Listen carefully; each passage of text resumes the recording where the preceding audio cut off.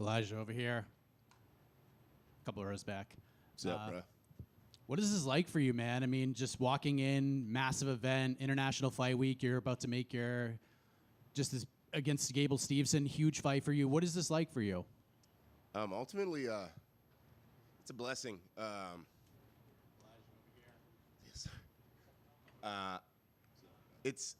I get an opportunity to shock the world and show them what I already know. We put in a lot of hard work, and I just get to go out there Saturday night, be free, and show it. When you say be free, because you're such an underdog in the fight with the betting odds and everything, is that a chip on your shoulder, or does that kind of feel like you're playing with house money a little bit here?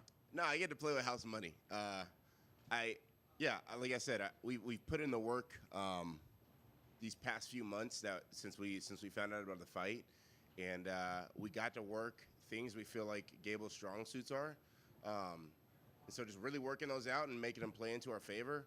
And like I said, we get to show the world what we already know, and that'll be a win. So I don't want you to give away game plans or anything, but obviously Gable's fights, there's tape. You could see them all. Yeah. What have you taken away from his fights? Do you feel like he's a little green still? What have you made? How have you reacted to what you've seen from him in the MMA world? Yeah, I mean, anybody coming in, especially a big promotion, the UFC, 3-0, you would be a fool not to call you green. That doesn't mean I'm writing him off. He obviously has tremendous competition experience in the Olympics and collegiate wrestling. But yeah.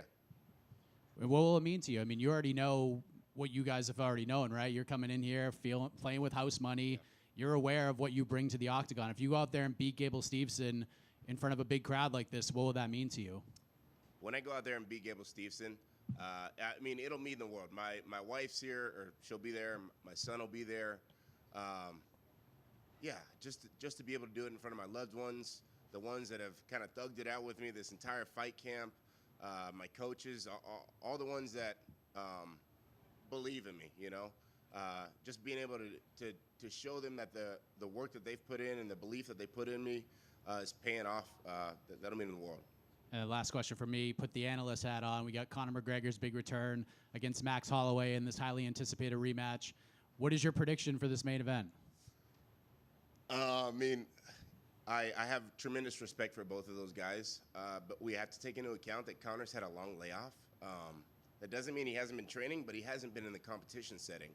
And Max has been cranking fights out yearly.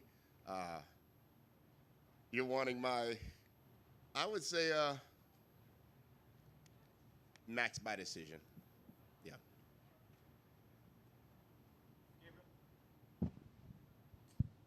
Hey, Elijah. I did want to ask, I know it didn't go your way, but you did have an official UFC fight. Just what experience did you gain from that, just going through the experience of a UFC fight week, the process of everything and how it goes, and just the rest? Yeah, I think, obviously the last one didn't go my way, and the biggest thing I learned was to just live in the moment. Like even when we were in Australia, I just tried to act like I've been there and done this because my teammate Chase, he obviously fights in the UFC, and I come with him every fight week. But just being able to embrace it, like this is a blessing to be here. Not a lot of people get this opportunity, especially in the UFC. And yeah, it gave me fight week experience. It showed me some things I need to clean up a lot in my fight game, and we've been able to do that. That's why the layoff was so long. So just going out there Saturday night and showing the people what we've worked on and the results, it'll be worth it. This is going to be probably a lot of fans' introduction to you, respectfully. Can you tell us a little bit, how did you get involved in mixed martial arts and were introduced to it? Yeah, so I used to be a police officer, and first responders we see a lot. We go through a lot. I was just dealing with a lot from the military. I didn't take care of it mentally, and it bled over into my law enforcement life. I ended up getting put on admin leave, and I was going to shoot myself. And thankfully, I had a buddy of mine call me at literally like the last second, and he and Jesus Christ saved my life.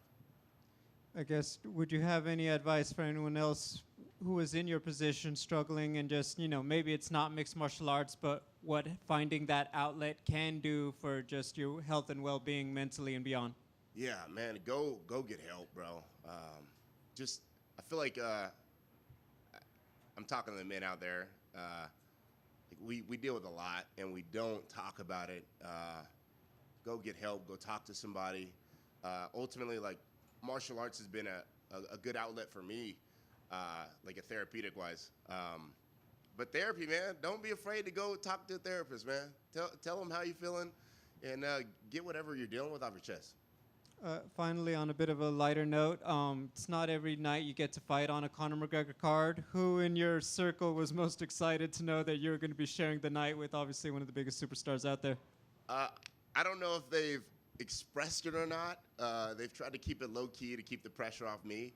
But I would say probably both my coaches, Javier and my coach Jeff, they've probably been, shaking in the bridges a little bit. But it's a blessing to be here, man. Elijah, over here in the middle. As far as training partners, did you bring anyone in to kind of emulate Gabe? I know obviously it's hard to get someone that high level, but take me through camp a bit and just who you got to work with. Yeah. So my coach Jeff, because I'm from Seattle, so he kind of gave me the blessing to go down to Arizona and train with Waldo, and so Coach Javier, he'll be in my corner. But getting sparring rounds with Waldo, getting sparring rounds with Tyrell Fortune, who is also an Olympic wrestler. I mean, yeah, you can't get that kind of experience anywhere, and I was able to go down to Arizona and get the kind of best of both worlds, the striking and the wrestling. Do you see yourself going down there in the future just with the high-quality training partners you get down there? Oh, absolutely. I mean, just nothing bad about my partners in Washington. I just don't have any heavyweights up there. Yeah. But, yeah, everybody's super smart, super respectful. They all gave me positive feedback, things I needed to work on at the time, and they gave me the space and opportunity to work on those. And how much of an impact has Coach Javier had on you? He's a former fighter. He's been through it all. And you look at some of the talent he's produced out of that gym, especially Waldo with the run that he's been on. Just how much of an added benefit has that been sort of going into this, especially as a cornerman? Oh, man, it's been a blessing. Like you said, like just his wealth of knowledge and the fighters that he's put out. We've created a solid game plan between him and my coach Jeff that we'll get to go out there Saturday night and show the world. But yeah, it's been a blessing to have him in my corner, and just a friend as well. Elijah, back here. Just obviously, Gable's been sort of a big name in combat for a while. I know that like everyone in America was watching in the Olympics. When did he sort of first come on your radar? And at any point did you watch him and kind of like did you watch the Olympics? And go, oh, it'd be great to compete with someone like this one day. So it's funny. His first, whenever his first MMA fight was, it was obviously posted all over social media, and I just had a gut feeling, man. I was like, they're gonna make this matchup one day, because obviously, they're trying to get him to the UFC, or they were trying to, and it's literally the night they announced it. I turned to my wife and kid. I was like, yeah, they're gonna make this fight, and I got a call Sunday morning. My coach Jeff was like, hey, you're fighting Gable. I had a great feeling. I told him it was a good fight. It's a good matchup. Maybe not to the outsiders who don't see the work that we're putting in, but to me and my team, it's a great matchup. Well, speaking about those outsiders, and like I guess people presumed because of his pedigree that he was just gonna get signed and immediately be fighting like top 15 guys or guys who were in that vicinity, and then you were getting a lot of like disrespectful talk on social media. Did you see a lot of that? And what's kind of your message to the people who are saying like who's Gable fighting, or are these people who are disrespecting you? Oh, I don't care, man. Fans are gonna say what they're gonna say. They'll see Saturday night. I think people forget that the UFC is the best fighters in the world. So we're taking the best in the world and placing up against the best in the world. So writing off any UFC fighter is ridiculous. And speaking of the best in the world, obviously when you get in there on Saturday night, you're facing Gable Steveson, but also right behind him in the corner is going to be John Jones. Looking forward to pitting yourself against Team Jones as well?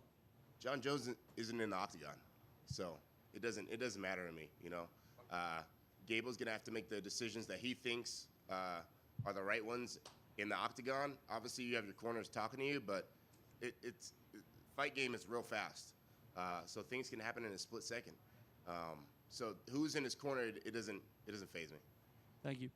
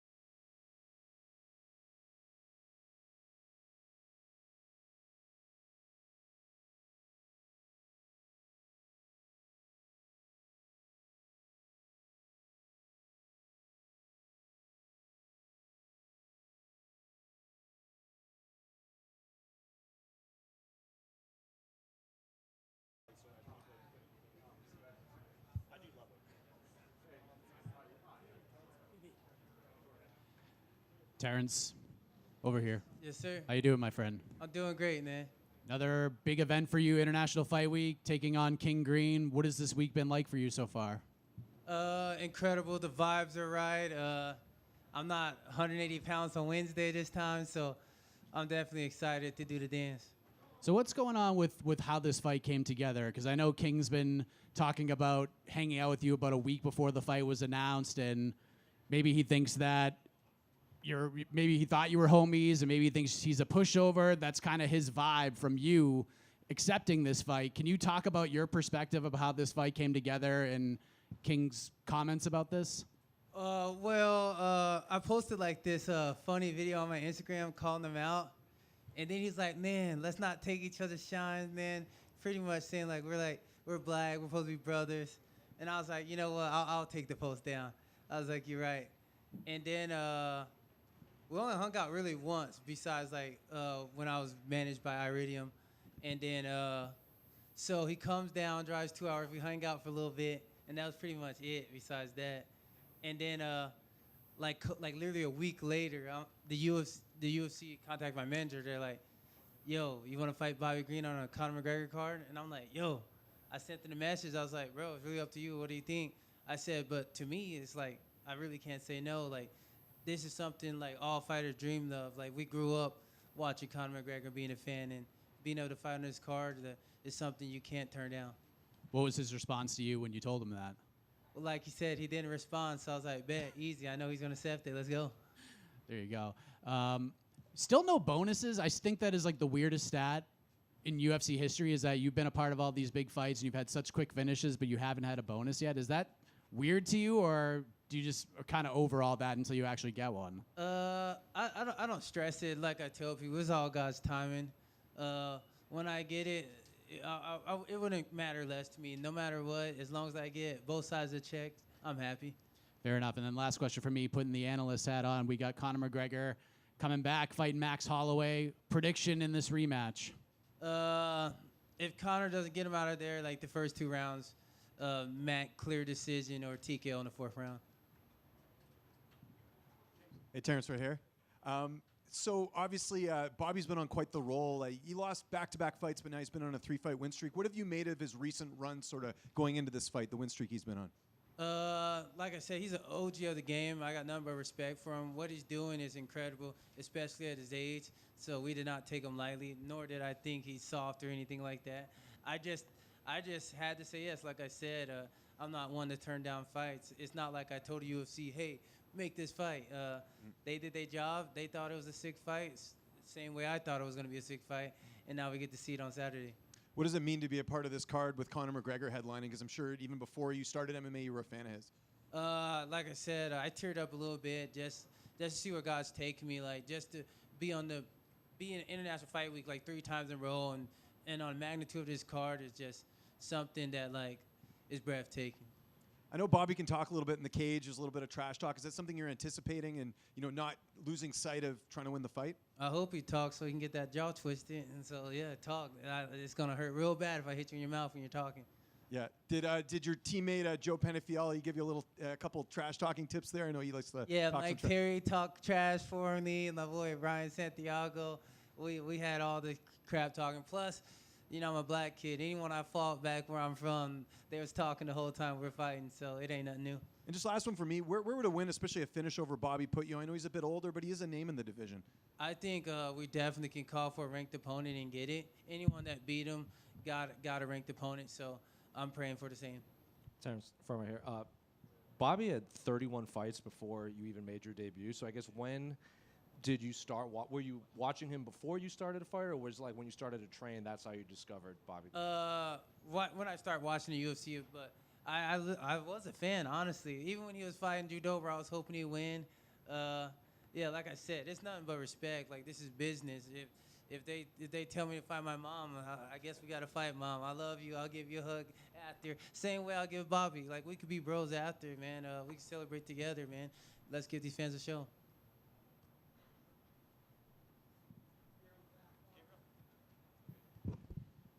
Hey, Terrance, I just wanted to ask, can you go into detail everything that was going on with that fighter retreat in Colombia that you posted about? Because that thing just looked absolutely awesome. I think a lot of people would love to know more. Oh, the fighters retreat was sick. It was in Colombia. A couple of my homies jumped out their plane. They can never get a black man like me to do that. That's not the type of white I want to be. So I was like, yeah, next time. Maybe a couple times when I could take some shots, but I was in camp, so that wasn't possible. Also, we rode like in the trenches, like in some tropical jungle, some four-wheelers that was super sick. And it was also developing a relationship with the people that came and participated and taught them how to defend themselves. It was definitely a great experience. What is the type of weight you want to be? I want to do like wakeboarding, maybe some tubing, some snowboarding, something on the ground, you know what I mean? Somewhere I can land safely. Terrance, over here. You've obviously overcome addiction, come so far, and now you're on the main card of a Conor McGregor fight. What does it mean, this whole journey, and what did it take to get all the way here? It took God, perseverance, and consistent, because like I told people, like if you're called according to God's purpose, He's gonna work everything out for your good. So I just trusted the process and never gave up. Terrance, one from me. By the time you made your debut in 2017, Bobby already had 32 fights. Has he been a guy that you've watched on your come up? I started watching him like a little bit later once I found out about him. But yeah, like I said, he's entertaining. What's not to like about the guy? Like I said, you guys, he just probably had a lot of trauma, so his mind a little bit twisted. But I just know he just need love. Like I told him, man, you got a little brother, and it's all love, man. This just business. Awesome. Thank you, guys.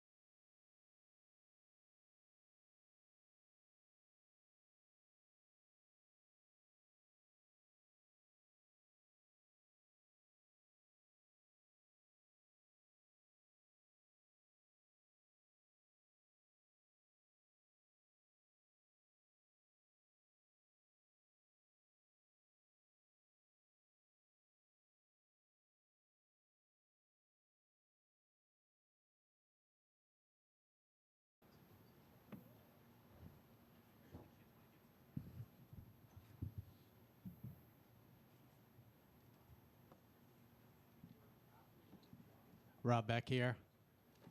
Over here in the corner. How you doing? Light heavyweight Robert Whittaker. How does that sound a few days before a big fight? The best. The middleweight Rob Whittaker chapter has closed. I'm very happy as a light heavyweight. It is honestly life-changing. I recommend it to anybody. How so? How is it so life-changing? Obviously, not having to cut all the weight is big, but what do you do with all this extra time now? I still do have to cut weight. It's just not as brutal. It's not as bad. And I was able to fuel myself much more during the camp. Recovery was much higher. My moods were better. Everything was just much better for it. Fighting on the prelims is something you have not done in over a decade. Do you like this? Do you can sort of get out a little bit earlier, have a little more family time? What was your reaction to being on the prelims? Yeah, I guess at first I was a little butthurt. Ego is a thing. But I quickly started seeing the silver linings, less to do, earlier fight, in and out sort of thing. But then I got shafted and still have to do all the media that I normally do anyway. So, yeah. But it's cool. It's cool. It's an amazing card to be a part of. I'm thankful for the opportunity to be there. Like I said, middleweight Rob Whittaker, the chapter has closed. This is light heavyweight Rob Whittaker. I'm here to start you know, it's a new chapter. It's a new page. So I'm looking to get in there, test the waters with Nikita. Tough guy. Yeah, look to have some fun. What does it mean to you to have your whole family here with you? All your kids here, going through this process of this new journey of light heavyweight Robert Whittaker. What has that been like this week for you? A big prompt into why I made so many changes was that I didn't enjoy the last couple camps and last couple fights. And honestly, things had to change. Otherwise, I wasn't going to continue. So I made the changes. I moved to light heavyweight. I did the back end of my camp at City Kickboxing just for the bodies and stuff. I brought my entire tribe with me to the fight itself. And honestly, it really is life-changing for me. I'm enjoying the journey. You know, normally by this period, I'm hungry. I'm water loading. I'm just longing to go home. I'm missing my wife and kids. And, you know, I guess I'm just counting down the days until it's over, where I feel fighting requires such a higher degree of focus and, you know, attention that you can't be looking past it. So to want to just go home, you know, is kind of splitting my attention. So, yeah, I'm in a really good place right now. And then last thing for me, we've seen you on the desk. We've seen you do sort of some analyst work. Let's put that hat on. Conor McGregor, Max Holloway 2, who you got and how? There's a lot of variables in this fight. Yeah, I guess Conor hasn't been in the firefight for a long time. I don't know what sort of work he's been doing outside of the octagon, but I'm sure it's just not the same. If you're not in competition, it's not the same. So there's that factor, as well as like bouncing back from that leg break, bouncing back from things. It changes you. Time changes you. So yeah, there's that variable, and then there's also the look that Max is at 170. We haven't seen him at 170. He's a volume cardio sort of striker. So to see him at 170, where, you know, generally speaking, the higher the weight divisions, the less cardio, the less type, like faster cardio, I guess, than like featherweight and whatnot. So it's hard to say. Like I'm gonna be backing Max because I like him, but I think he gets it done. He's been battle tested a lot. He's been in the game. He's had these 5-round fights. He's had to grind through it. I think getting comfortable outside of fighting and being away from it for so long is really going to impact, you know, Conor. Especially a guy like, I feel like his superpower when he was coming in, obviously his swagger and his ability and striking power and prowess is undeniable, but I think he was hungry.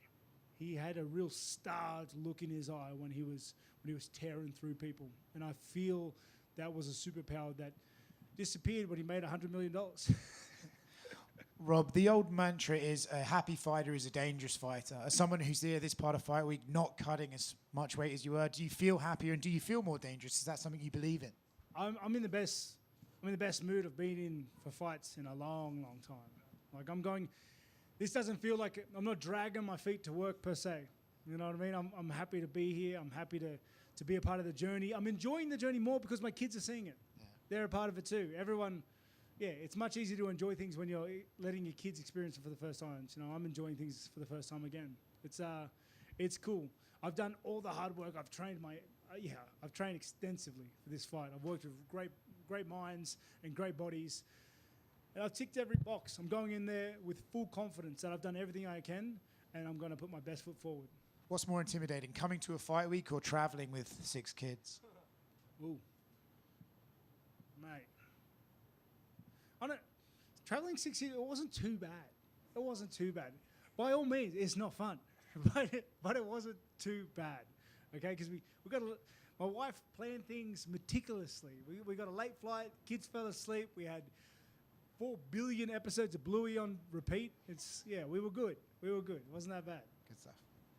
And Rob, right here.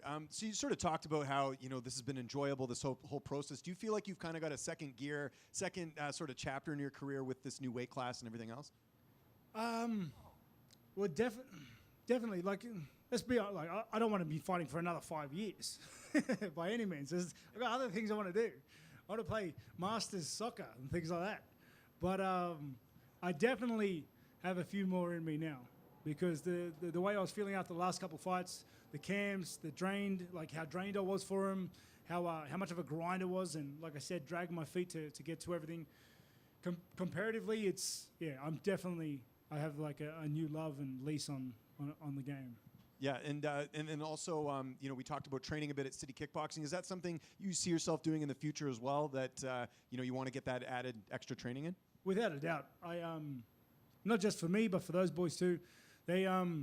We've almost we've developed a really good relationship with Eugene and the boys there at CKB, and we definitely look to continue, that relationship. I feel like I've joined their team. Like they welcomed me wholeheartedly.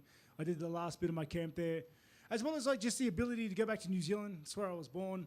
I got a lot of family there. It's good manner. And obviously we're a ways away from this, but with Alberg being the champion, is that something you're worried about just because obviously, there's a relationship there? Nah, because I don't fight people I eat with. Yeah. So, it's pretty straightforward. We talked the other day about the Khamzat Chimaev fight with Sean Strickland. One thing I didn't get to ask you was, do you feel like that was the same Chimaev that fought Strickland that fought you? Mate, can't answer that. Because anything, I don't know why. Anytime anyone makes any excuses about anything, you just see all those cope memes popping up everywhere. It's taking my head off. But honestly, I'm more in the camp now that Strickland is the anti-hero. Dude's got an ability to just upset the odd makers. And I don't know. I never fought him, but there's obviously something there that he does that just throws people off, and he can just beat them up. It's cool. It's cool to see. And just last one for me. Did you guys switch up the games? I know you were getting a bit tired of Pokemon. Are your kids still on that or no? Oh, dude, nah. Pokemon's done for me. I bought it, played with the kids a little bit, but it's just not my cup of tea. My kids froth on it, and they're still battling and doing their things. But my Pokemon days are over, mate. Rob, right here. Oh, sorry. Good. I was just going to say, obviously Nikita started his career as a heavyweight too. If you're able to go in there and kind of push him around and your strength feels pretty good, is that just even further validation that this is a weight class where you can thrive? I don't need a validation. I know this is my weight division. I'm never going back down to middleweight. That fella is gone. Let alone, we have, who is it? We have Chimaev, we have Derrida, we have Costa. They're all light heavyweights now. So it's like I've already danced with some of them. You know what I mean? Yeah, and you say the middleweight Robert Whittaker is gone. How do you reflect on him? Where does he rank among the best middleweights who ever did this? Yeah, he had his moment. He was pretty good at a point. But, yeah,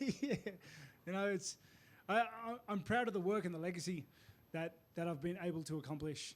I've fought through eras of fighters in the top 10 as champion, in the top 5. The stats, are remarkable themselves, and I'm proud of the work that I did. But it's time to turn a new leaf. I'm excited and I'm happy where I am. Rob, you obviously have been closing the door on middleweight like you're saying here. But let me ask you, since the door is closed on middleweight now, can you tell us what were you walking around at? How much weight were you cutting? Is that something you can share with us? For middleweight. Yeah. So I would, generally speaking, I would start the camp at about 220, but then as I was getting older, it would slowly creep up, like 222, 223, and I think the last couple camps I started at about 230, and it was not fun. By that week 5, week 4, week 3, start to really feel the lack of recovery because of the calories, start to feel drained, start to feel a bit fragile. And then this week and the week prior, I'm not eating anything. It's not a lot of fun. Yeah, it doesn't sound like fun. And let me ask you, is that walking weight, is that any different or carried any different now with this camp and this weight division? Yeah. So I probably did most of my camp at about 230. And even now, I'm pretty lean, and I'm in fight week itself. I'm still 220. So I'm at a good size. And that's why as many people say that I'm a small guy. I'm heavy. My ass is fat. And on that note, last one for me. It sounds like with the previous question from Mike, it sounds like you've already pressure tested how you're going to be at 205. You don't seem to be too worried about that. So my question is basically, the question is, how's the speed? How's the cardio with the new weight? I imagine you've tested all these and everything matches your standards? Definitely. When I was at CKB, I was training with the likes of Navajo Sterling, who had a good win the other day, Tyson Pedro, these bigger guys, a lot of guys on the local scene you haven't heard of. And my cardio is at a great level. It's probably better than it was for the 5-round fights in the last couple camps. The weight, like I said, the weight, the size, I have it. It's there, and like at the end of the day, like light heavyweights knock out light heavyweights. Big dudes knock out big dudes. Middleweights knock out middleweights. It happens. That's just part of the game. I am the weight limit that I'm supposed to be. I'm still going to have to cut weight like everybody else to get to where I need to be. And I'm coming in trained. I'm coming in as best as I have been. So I don't need to pressure test anything. I am a light heavyweight.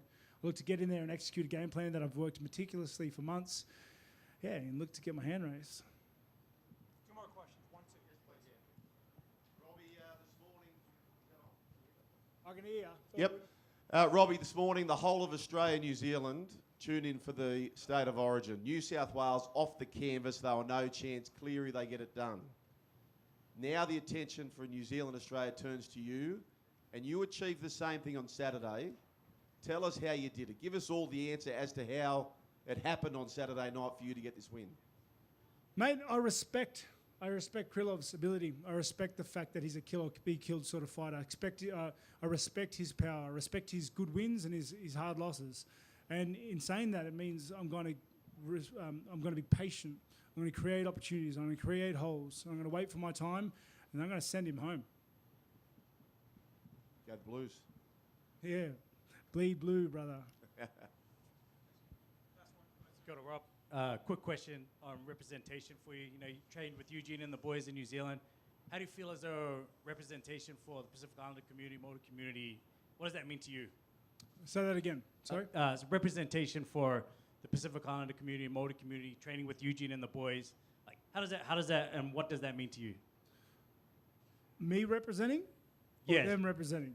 Well, everyone representing. You representing. You're representing yourself. Yeah, no, I've done my best. I know full well where I get my power from, where I get my mana from, and I'm proud to be Māori. I'm proud to be Australian, and I hold both flags high. Yeah. I always have, and I look to continue doing that. It's great to see some of the younger generation, the new guys coming up, some of the older guys even, still repping those flags for Pacific Islanders and Australians, and we are a force to be reckoned with. Yeah. And what's your message to the next generation of those kids coming up in the Pacific Islander community, other than put down the corned beef? What would your message be to them? Yeah, stay focused. Stay focused. Don't get distracted. Keep your eyes on the prize. Believe in yourself. Even if it hasn't been done, you could be the first. And one last one. Robert, we've seen you as a prospect, as a champion. You're now in a veteran stage.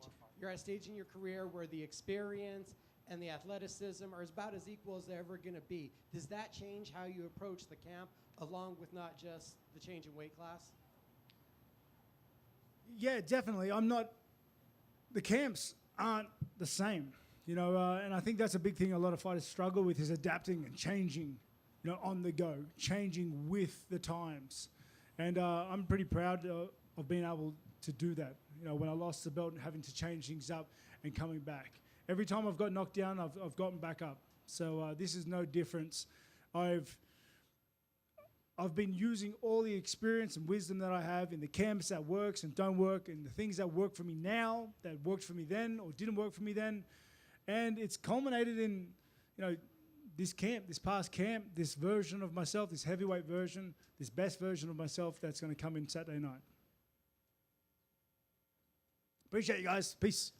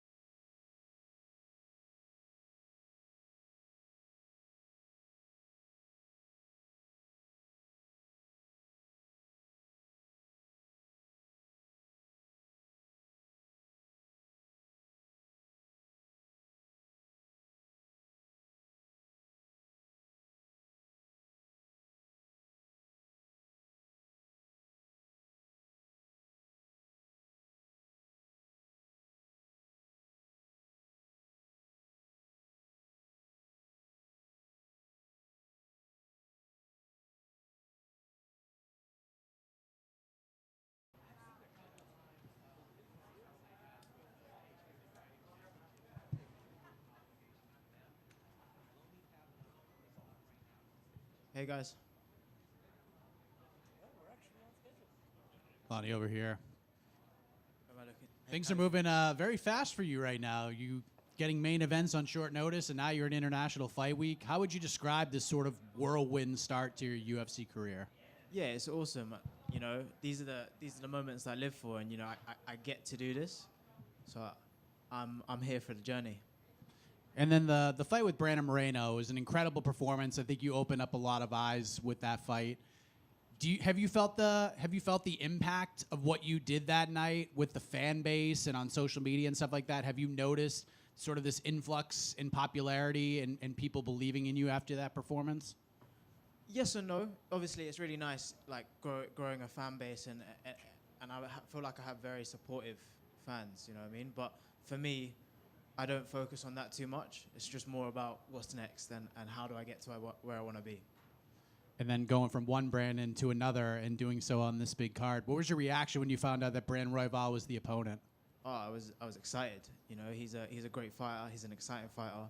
I think it's going to be an exciting fight. So I'm very looking forward to it. And what does a win do for you here? Like, flyweight's obviously very interesting right now. We're still waiting on Josh Van to fight Pantoja again, but you're obviously in the mix if you can go back-to-back with the Brandons here. So where do you think a win puts you on Saturday? Yeah, I think it puts me in good stead for a title challenge, you know? I fought Brandon Moreno, who's a former two-time world champ. I'm fighting Brandon Royval, who has fought at that level. The last person that fought him got a title contender shot, so that's what I want to do. And then last thing for me, kind of putting the analyst hat on, Conor McGregor's fighting Max Holloway in the main event. You're going to set the table for that fight. How do you think the night ends? What's your prediction for that fight? I've been asked this so many times. I can't give a prediction, you know. I obviously, Conor being half Irish, I want to back Conor, but I also love Max Holloway. I grew up watching him. So I'm just excited to watch that one as a fan. Lonnie, right here. I know you wanted this fight in Macau with Royval, and you said he turned it down and stuff. In hindsight, is this the better circumstance to get this? The platform, the timing, the opportunity, and the stage here? Yeah, definitely. You know, obviously fighting back in Macau is technically my hometown, you know, where I'm from Hong Kong. My mom's from Hong Kong. But this is the biggest card of the year on such a great card. Yeah, I couldn't have asked for better.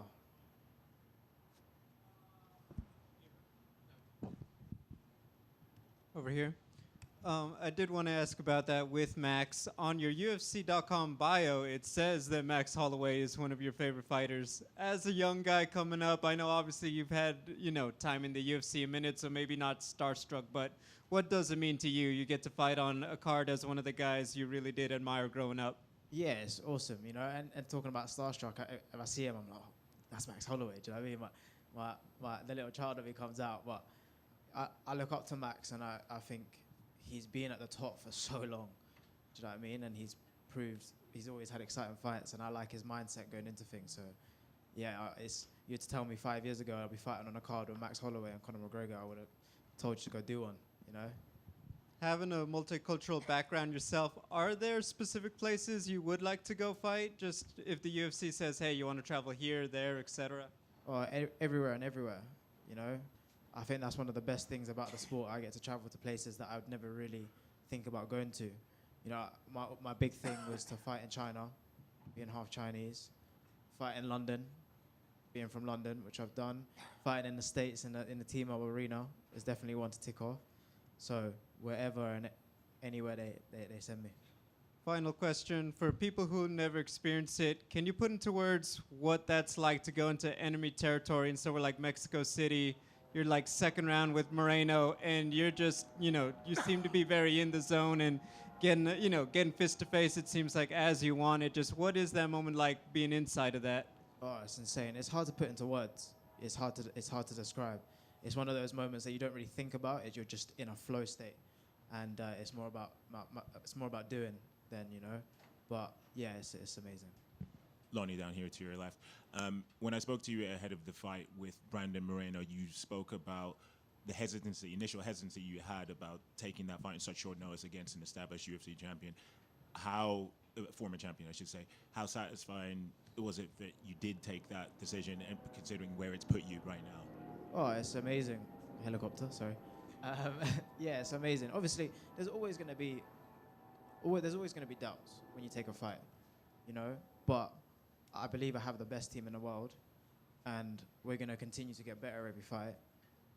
And I want to be the best in the world, and Brandon is up there with the best in the world. So in order to be the best, you got to beat the best. So I'm glad we took the opportunity. And I know you say you don't watch too much tape, but stylistically, from what your coaches Michael Pham and Ashley Grimshaw have told you about Brandon, how do you foresee this fight playing out?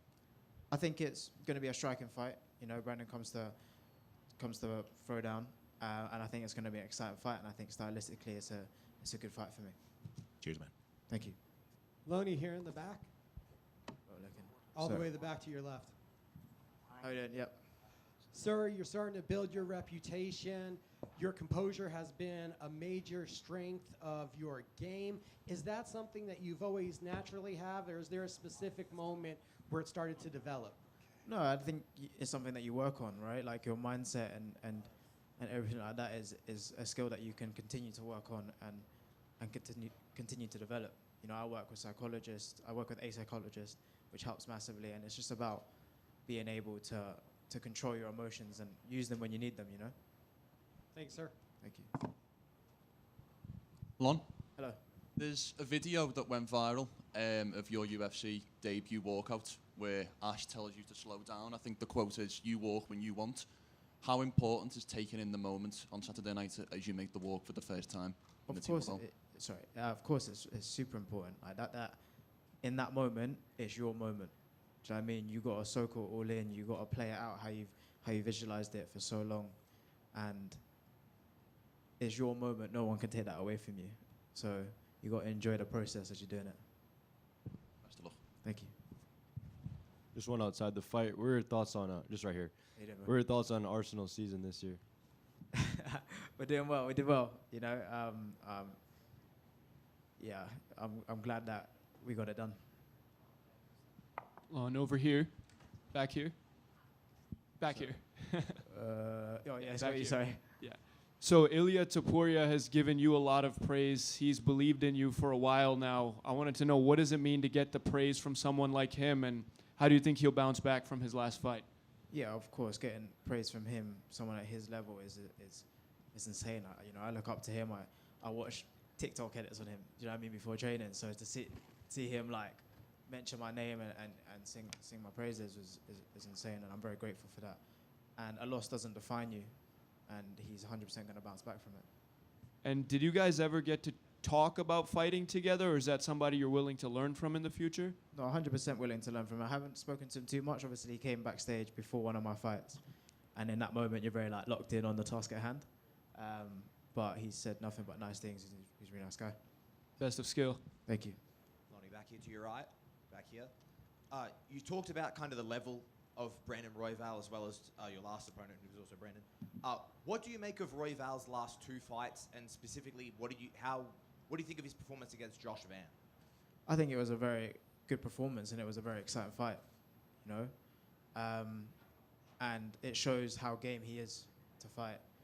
It's likewise with Josh Van, you know what I mean? So it was a good one to watch, and it was a good one to learn from. You mentioned just then that, a loss doesn't necessarily define a fighter. What kind of Royval are you expecting coming into this fight? I always expect the best version of my opponents, you know, regardless of their record, what they've done. I'm prepared for the best version of themselves. Thank you very much. Thank you. Aloni, Hello. in a short period of time, you've shown that you belong to the top. Do you think Royval is your toughest opponent so far? Yeah, I do. I feel like anyone at the top is my toughest opponent, you know, and with everything that goes into it, I believe so. And I believe I'm going to keep showing levels every fight. And also with the returning of Pantoja and the great win streak of Cap, do you see a clear path to the title shot? I think the flyweight division is forever changing. You never know what to expect, you know. So I feel like I'm not far away from that title shot, yeah. Lon, right here, brother. Yes, Just a couple wait. quick ones. I know it's obviously one fight at a time, but as far as the title shot goes, the current champion, Joshua Van, one of the most exciting guys in his early 20s. you're still in your 20s. People gave his fight with Tatsuro like a ton of credit for how exciting it was. Have you visualized what a fight between you and Joshua Van could possibly look like as far as the striking and excitement goes? Obviously, yeah, I'm a one fight kind of person, so focusing on this one, but I think it'll be an exciting fight. You know, it's definitely going to be a stand-up fight, and we're going to be throwing, you know, so I think it'll be a very good fight to watch. And then I know, like, you're a bit of a music guy, right? Hip-hop it's got a big place in the UFC. We see guys like Drake, Action Bronson. Is there any UK artists that have ever reached out to you, or is there, like, anybody in the UK music scene that you'd like to meet? Oh, there's loads of people in the UK scene, like Skepta, that I'd like to meet. Who else is there? Anyone. Actually, a funny story about Action Bronson the other day. Apparently, my mate bumped into him at the airport, and he said, "Oh, you're gonna go watch Lon fight," and he knows who I am, which is really cool. You know, so I'm blessed to be in this situation, and yeah, there's loads of different artists that I'd like to meet. Thank you.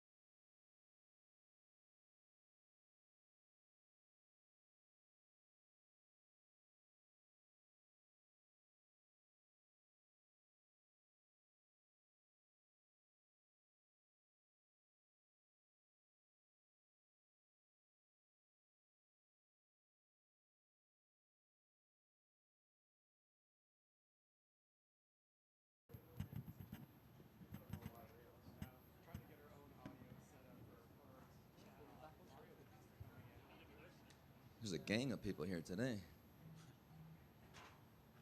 Mario back here. It's nice to get what you want, right? I mean, your last performance obviously showed the UFC something in order to get you this rematch with Cory. But what did that showing against Vinicius do for you in your confidence? It just got me back on the win streak, right? Coming back from that loss and then going out there, main event, second round finish. You know, we're back on the win streak. So it didn't really affect my confidence, actually. I just knew I just had to get back in there, fight here in the States, and that was pretty much it. I know Cory's done some interviews, and he doesn't really consider this a rematch just based on how the first fight came together. Like, how do you view the first fight? Because you took it on short notice. It was your UFC debut. Do you use that as like a chip on your shoulder, or do you view it as a fight that kind of didn't happen because of the circumstances? No, I view it as a fight that did happen, you know, but we both have grown from that time. We're completely different fighters. At the end of the day, it is a rematch, but we're completely different, so I'm excited for it. How much has he changed in your opinion? Like how much has he evolved in your eyes, and what were your thoughts on his performance against Merab? I don't think he's changed too much, actually. I think he's always been a striker. I think he's always going to be a striker. But if he's grown in any way, it's just in these big moments, the title shot opportunities, these big names. I think that's how he's grown. Sean O'Malley set the tone for the team with a nice knockout at the White House. How did you react to that? I know you have a close relationship with him, and how much of a boost did that give you heading into this fight? Yeah, I mean, Sean doesn't really train at our gym anymore, but I was happy for him. I'm glad that he got a finish. You know, he's coming off those hard losses, you know, against Merab, and so I was excited for him. And last thing for me, I've been asking everybody this, but Conor versus Max, the rematch. You know, your rematch is going to take place first, but it's going to end with another rematch. How do you think the night ends? What's your prediction for the main event? I got Max Holloway in that fight. Yeah, I think he's. I think the longer the fight goes, it's going to play more into Max's hands. Mario, from right here. I saw an interview where you said someone in the UFC tagged you in the highlight of Cory's submission over you on Instagram, and you were very confused by it. Did you ever get to the bottom of that now that you're here at Fight Week? No, I mean, I actually seen, I think the UFC posted it up that, you know, I was like, dang, I'm like, they're going to do me like that, you know, for the promotion. But it's whatever. It was 7 years ago, so I wouldn't even be happy with that highlight if they had to pull that out. Hey, Mario, how's it going? How's it, brother? So we sort of talked about the fact that obviously Conor McGregor's headlining this card. Does this fight week feel a bit different than other cards just because there is obviously going to be a lot of eyeballs for Conor on this one? A little different. You know, I've been on big cards before. But yeah, it's looking to be pretty big. So I'm excited to be on this card. It's going to bring a lot of eyes to the rest of us, you know, on the main card, the prelims and stuff. So it's cool. I know Mike talked about Sean O'Malley, but what about Marcus McGee, your good teammate and guy you train with all the time? He got a big win, and I know he was kind of sidelined for a while, and I know you two sort of go in the room a lot together as far as the rounds. Mm-hmm. How about his win and just, you know, him getting, you know, that win back? How much did that sort of impact you guys in the room? Well, he wasn't coming off a win. He was coming off a loss. The loss, yeah. To Piotr Jan, the champion. And then I don't know what was going on, but for a whole year, pretty much. And then they gave him someone that had, I think, 2 fights in the UFC. But whatever, I was happy for Marcus. Now he got the ball rolling now, and I'm excited for any opportunity he has now. And you know, I know you've done a lot of sort of coaching at the lab, and I know a lot of guys look up to you, train with a lot of younger fighters. Like, how much support have you had going into this fight? Because, you know, this is a big one here. If you get this win over Cory, it's going to really propel you up the rankings. How much support have you had sort of going into this one? It's been huge. You know, like at the beginning of camp, it's kind of, I do my own thing. I just go in there, train. But this last week, you can kind of feel it from everyone. Everyone's saying, like, good luck, man. Like, hey, you're an inspiration. You're the leader of this team. And I don't really hold that position. I just go in there and just work my hardest. And I guess I'm just the leader of the team, I guess.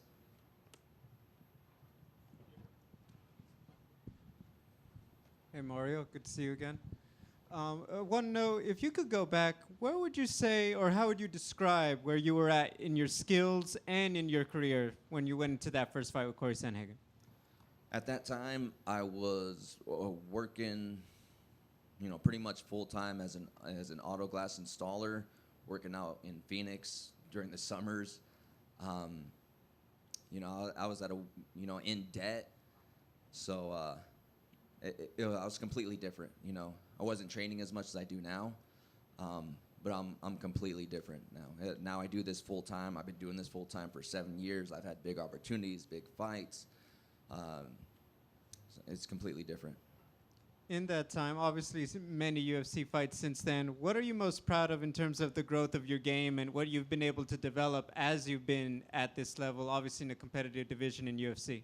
I think just dealing with these high pressure moments, these big fights. I've gone through a few now, because when you're 6-0 and you get tossed into the UFC like that, it's a lot to take in. You know, I kind of look back and that's a lot for a young fighter.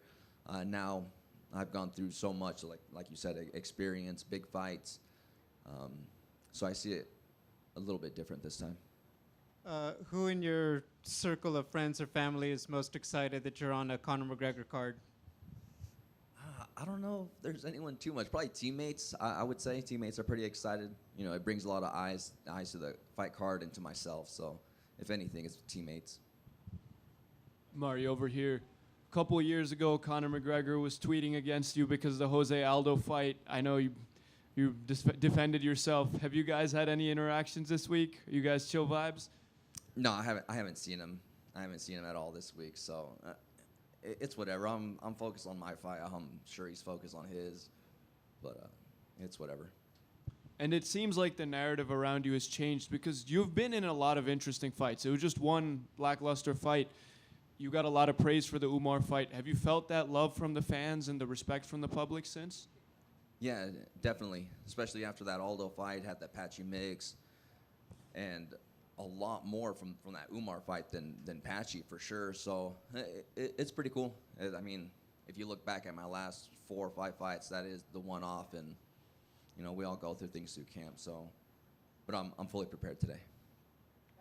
Mario, I spoke with your teammate Jose Delgado last week, and he said what he thinks makes you one of the best bantamweights in the world is your ability to fight.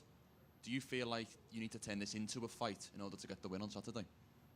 Yeah, I feel like that's my aim, to turn it into a fight. I mean, that's what I'm here for, you know.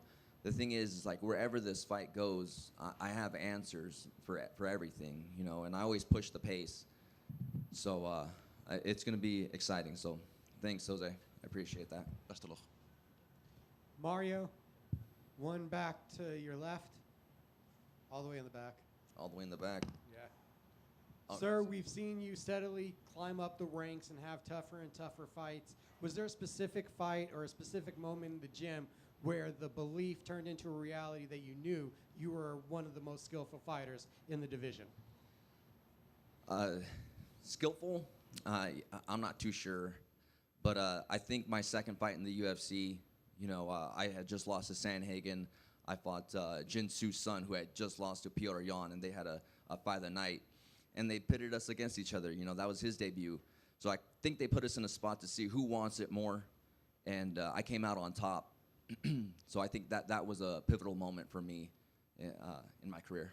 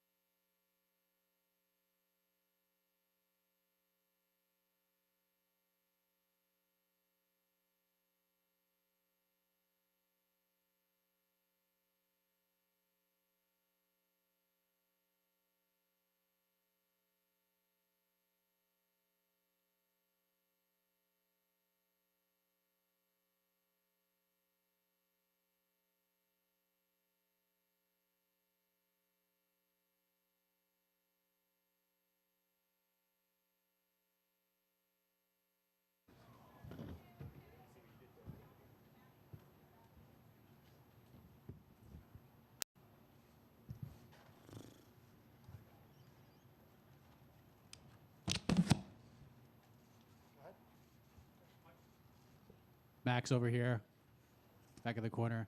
You've been waiting a long time to share the octagon with Conor McGregor, and now we're just a few days away, and you're sitting up here at Media Day. What has this week been like for you? What are the feelings right now? Does it feel like just any other fight, or how would you describe it?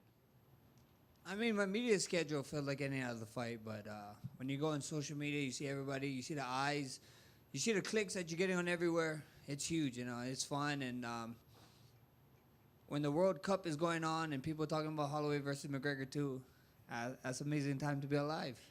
How often do you reflect on that first fight? I know it's something you've wanted for a long time, but obviously so much has happened over the years since that first fight with championships and hiatuses for Conor and all sorts of stuff. Like, how much do you reflect on that first fight heading into this one?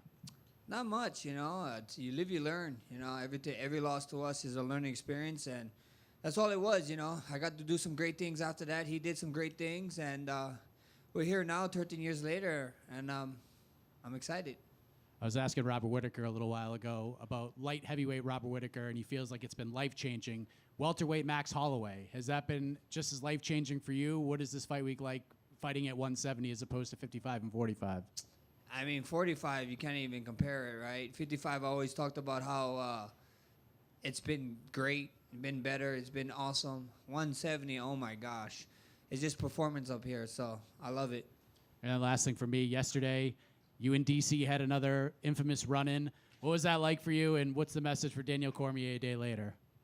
I mean, I just saw him again, you know. I keep harassing him. I've been calling him out for years, bro. He's been running away. If I could get another fight, that's the man I want to be. They keep talking about weight classes, this and that. Dude can just show up. We gotta solve our problems. Max, what have you made about Conor's apparent frustration that he's not talked about as the greatest featherweight of all time, and he's a little bit mad that you sometimes get called that? I'm just hearing this now. Is he frustrated? I mean, it is what it is, right? When people talk about this kind of stuff or stats or history, you want the fans and you guys to talk about it, not us. So, yeah, he got a bone. He needs to start picking a bone with you guys, not me. It's not my fault. What do you feel, you know, when guys move up in weight, people start talking about, does the power translate? Does the chin translate? As you're the bigger guy up there now at 170, do you feel like it makes you a stronger guy? Does it make you a slower guy? What does the changes do to your performance? I feel good. Strength, cardio, movement, everything that you said. I feel great. I know you guys have been following me on media and seeing what I've been doing. We bring in the former 170 champion Jack Della. Had great looks, had great training. We was only supposed to train together for a week. We loved it so much. He ended up staying for a second week, and I think so. Bringing him in was huge. You know, it was good fun, and we'll get to find out Saturday night. It's gonna be fun. It is what it is. You have done a lot of stuff in the last 5 years since Conor's been away, right? 300, the BMF belt. There's been massive moments. Do you feel like getting this rematch that for a while there we were never sure if you might get, has this whole week and this whole process just been fun? Like, finally I get it. It's going to be fun. I get to try and get my win back. Talk about the experience of having this rematch booked and just the emotions getting it after years of waiting around for it. It's huge, you know. Who would have thought that Conor was even coming back after what happened with the injury, and then with him and his other injury at a fight that he had. So it's just big, you know. I finally get the right or wrong, and I'm looking forward to it. You know, he's a killer, and I'm looking forward to see the best Conor McGregor come July 11, and hopefully I get a SportsCenter #1 spot up there. What's the money like for a Conor McGregor fight these days? It's beautiful, bro. I'll tell you this much. Every single guy that fighter or non-fighter is saying that I'm fighting for money, I'm a prize fighter, brother. This is what we do. If you wasn't fighting for money, you're an idiot. Max, just one quick one to kind of go back on the DC and fighting at welterweight and everything. On Embedded, almost 10 years ago, there's a clip of you calling DC, quote, a fat shit because he gets to eat rice. So Yeah. how's the diet been as a I welterweight? guess I get to call myself a fat shit because I get to eat rice now in fight camp. But yeah, it's awesome. It's awesome. DC's a fatter shit, so now it's crazy. Max here. This is going to be your 15th main event in the UFC. The only people who have more are Anderson Silva at 21, John Jones at 19, Randy Couture at 18, and Tito Ortiz at 16. Do you think when it's all said and done, you top that list? Shit, I need 6 more, yeah. So looks like you guys are going to see me for 6 more probably. And I know you keep saying you want that 300 moment, right? And you're chasing that again. But I feel like I always hear fighters talk about when you start chasing things in the fights, that's when they don't come to you. So how do you, I guess, find the balance in wanting something spectacular, but also fighting as you need to? I understand what you're saying, you know.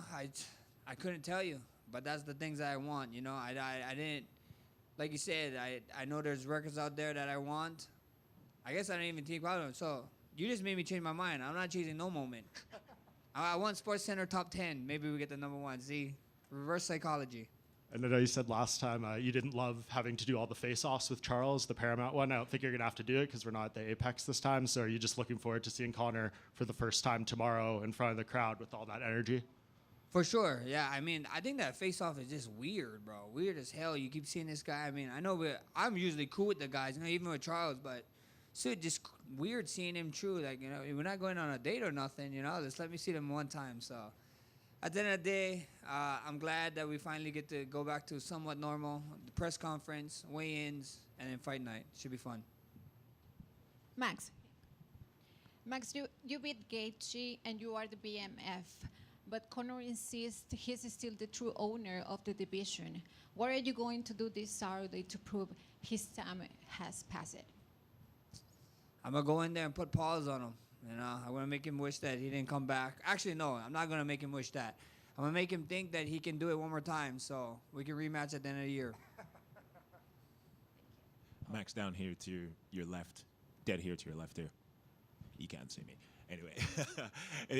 Anyway, I feel like the consensus among most MMA fans, given Conor's layoff, is that you should walk right through him, particularly with your volume-heavy style. How is it competing with the pressure of being the one who should come out with the victory? I mean, that's crazy talk, right? A lot of people, a lot of fans is counting Conor out, which is crazy. I mean, a lot of people count Justin Gaethje out. I mean, this is different. This is different situations, right? But this guy has unlimited money. You know what I mean? He has a lot of connections. He's coming back from a crazy injury.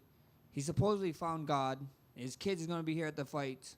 I saw Tim Grover in a picture with him. I don't know if that's the coach now, but he's doing all the right things, you know what I mean? So I'm getting ready for the most dangerous Conor McGregor we ever saw, and nobody's telling me otherwise, because once you start overlooking people, things don't go too well for you. And you mentioned it there. He has millions of pounds, well, dollars in the bank. He has accolades. He doesn't need to do this. What do you think that says about his character? He's an animal. He's a warrior, bro. Nothing but more than respect. You know, there's a saying that that I grew up watching. I forget what boxer promoter said it, but I was watching a documentary, and he said it right. You know, he was like, "Why the hell would a rich kid fight? Rich kid don't need to fight. You know, poor kids fight." So to see that he still got that side of him in him is exciting. Do you think that you'll be given the credit for beating this version of Conor McGregor, obviously coming off the leg break, the 5 years? Do you maybe wish that this had come a few years earlier? I mean, when it's all said and done, we live in a social media way. I don't think anybody getting credit for anything nowadays. So at the end of the day, if they give me the credit, if not, it is what it is. I get to go out there and check something off my list. Thank you. Max in the middle right here. Any concerns that this fight wasn't going to happen just because it has been so long that Conor's been in there? And if so, did that weigh on you at all during camp, whether this is going to happen or not? Not at all. You know, I didn't have too many concerns. You know, everybody talked about that one Chandler fight. He did only really ever pull out of that fight ever in his whole UFC career. It was one, you know, and people just hold it like tooth and nail towards him, which is crazy. But I had nothing, you know. I just trained as usual, and if it didn't happen, it didn't happen. If we got to this point and it still didn't happen, then they have other guys in the pipeline, I believe, and we're just ready for whatever. And you mentioned training with Jack Della Maddalena. Is that something you plan on doing in the future, or was it specific to fighting McGregor? For sure. Now we got guys, you know. I'm at that point in my career where I think we have a little bit more connections with a lot of different camps and different people, and bringing in different bodies is good. You know, it only helps me. I learned a lot from Jack, and you know, I'm excited to do more training in the future. Just last one from me. I don't know how much you still follow the Toronto Raptors, but what do you think of Kawhi Leonard going back to the Raptors and the big trade? I'm pretty excited. You know, I gotta Bobby be at the fight, the GM, and I gotta have a sit down talk with him because I don't know some of the stuff we gave up. I'm like, you know, but Kawhi's Kawhi. I'm excited, and who's to say he don't bring one back, you know, to the city? So it'll be fun. Hey, Max, there's another Pacific Islander, more on the Maori side, and Robert Whittaker, who's also moving up a division in this card. So I'll kind of ask you the same question I asked him. What's that like with this camp being up as far as your walking weight goes? Can you maybe tell us a little insight as far as what your walking weight was around 55, and does it change too much for this 170 camp? Yeah, bro, it changed a little bit, you know. I definitely got to get a little bit heavier. We wanted to be a little bit bigger. I mean, the cut is not as crazy, but it's still a cut, so at the end of the day, your boy finally got to put on some size, and I'm just excited to show you guys Saturday night. And as far as pressure testing it in the gym goes, we just mentioned Jack Della Maddalena as far as southpaw looks. Was there any southpaws for one, and for two, how did that weight feel, you know, moving around for this camp with the extra weight? Feel good, you know. I have my boy Jack, and then we have another guy. You guys don't know his name. My man Will. He's been with me throughout the whole camp, and then he actually had to leave a little bit, so that's when Jack came in, and it was amazing. It was amazing, man. These guys are big boys. I love it, and I love the way I feel. I love my punching power. I love my power with them. I love clinching and feeling everything that 170 had to offer, and I can't wait to show you guys Saturday night. Fantastic. And last one for me, you are 2-3 against UFC level southpaws. You've avenged all those losses minus Conor McGregor, which you'll have obviously a chance this Saturday. Tell me, Max, you don't want to give away too much of the game plan, I imagine, but what do you feel about facing southpaws? Something you like, something you don't like? I noticed in the Arnold Allen fight, you fought like all southpaw almost, and then not as much against Poirier. Do you just change it up for the different opponent, or what's up? Yeah. Every single fight we approach differently, and we saw certain things that work with certain people, and that's what we do. You know, I got some of the best minds in the game, and my coaches, you know, with Ryan Lazarus, Ivan Flores, and Darren Yap. Man, these guys. You guys wouldn't even know their names if I didn't say them. You know that these guys like being in the dark. Max, a large part of the storyline around this fight is obviously Conor's 5-year absence. As a guy who's been so active, how do you think a 5-year layoff would have affected you in your career? Like I said, I think it shouldn't affect him. I think that I could come back from a 5-year. You give me his bank account, all his connections, brother, I'll be back in 10 years. That's what I'll do, you know, like. Everybody bringing that excuse up. Yeah, the only thing that he misses maybe the walk, the arena, the feel, right? But we still had stone cold killers in there, bro. He still was one of the best fighters in the world at one point. So I'm looking forward to the best Conor McGregor. Best of luck. Thank you, brother. Max, back here. Here. So there was like you were asked there about the finances going into this. Is this the best payday of your career? This fight? For sure. I mean. Maybe, we see. Everybody keep talking about Conor McGregor, this and that, and fighting for money. Like I said, man, anybody who ever says that they don't fight for money, they're lying through their damn teeth, bro. We're prize fighters. We're money fighters. This is what we want. Did you notice anything, like particularly when you fought on Paramount the last time versus obviously you're a pay-per-view headliner, your last one would have been against Poirier on pay-per-view. Did you notice, like, financially there was much of a difference between those two? Yeah, for sure, 100%. And if you didn't notice it, you guys need new managers, fighters. Wait, was it good or bad? It was very nice. And last one, just you were asked there about Oscar asked about Conor being frustrated at being not ranked as the best featherweights. Of the 5 who have had that belt, you, Volk, Ilya, Conor, and obviously Aldo. How do you rank them from 1 to 5? I think Aldo is my favorite, you know what I mean? But I can see the case with Volk for sure, you know what I mean? And then I also see through the media size-wise, and I'm not gonna rank myself in it, right? So if it's 4, would have to be Aldo, Volk. Maybe you give a little bit more to Ilya because of who he did and the guys he fought, right? And then Conor just won it one time, boom, disappeared, became a double champ. So, kudos to him, but that's just the way I look at it. Thank you, guys.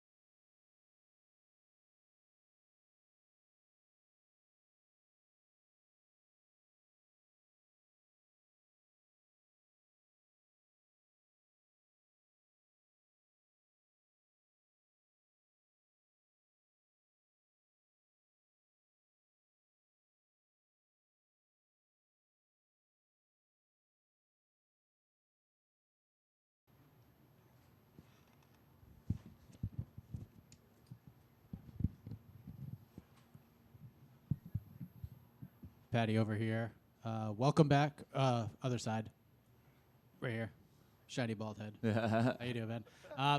Last time we saw you was in the same city. You fought Justin Gaethje for the interim belt, and now he's the undisputed champion. What was your biggest takeaways a few months later, reflecting on that fight, sharing the octagon with Justin Gaethje, and what you were able to accomplish in one of the best fights of the year? Don't go to war with Justin Gaethje. You're more than likely going to lose. But, you know, I got wrote off after it. Everyone said I got beat by an old man. And then he goes and does that to Ilya, and all of a sudden he's the best things in sliced bread.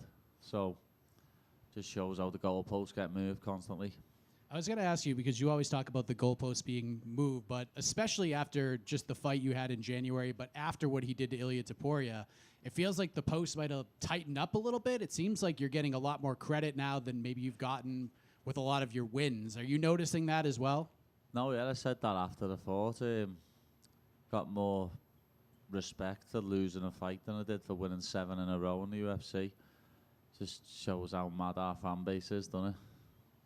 Do you think that Justin winning, because your fight with him was so fun, it's going to be a lot of on a lot of fight of the year lists, does that actually not hurt you as much in this title conversation, especially with the win on Saturday? No, yeah, obviously with him winning and becoming undisputed champion, it looks good for me. Know what I mean? But I said that after he beat me. I said he was going to beat Ilia Topuria. I said it was fate that he beat me. It was his destiny to go and win the title at the White House. And I was just in the way. The state of this division is pretty wild right now. You got Arman Saruki in there. He's been doing a lot of wrestling. No, he needs to in a fight, though. He's had like 1 fight in 3 years and he beat an absolute bum. So, like, he needs to actually fight, not go round in a singlet tickling people. Who should he fight? Anyone. Just fight someone.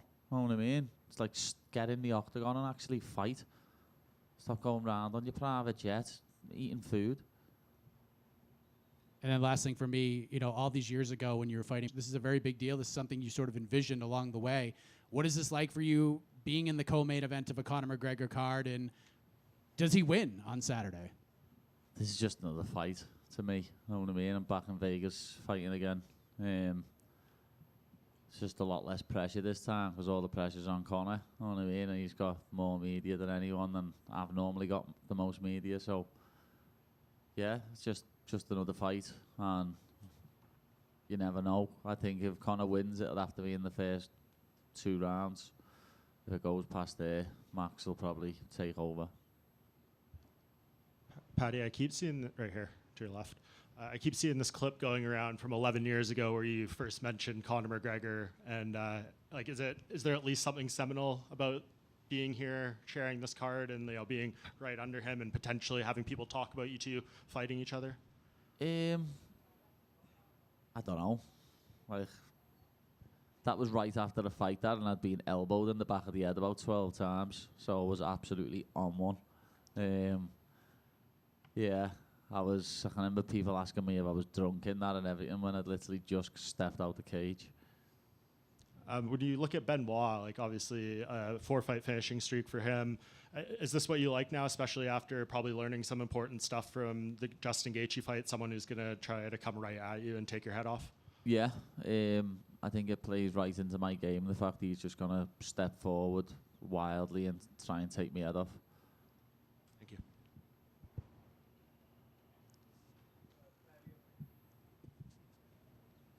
Paddy, I was wondering, it came out that people were like, oh, all the attention for the fight with Justin and everything else, and just, was he buying into it? Was it just how his body language and it was deceiving us? In hindsight, how do you feel about how you handled everything going into that fight with Justin before actually getting in the cage? Felt good, know what I mean? Don't really know what else to say to that. Know what I mean? I felt good going into the fight. I just didn't fight the right fight. It's been a while since you've had a little bit of a back and forth with an opponent. Benoit hasn't really, been one to throw logs on the fire, so to speak.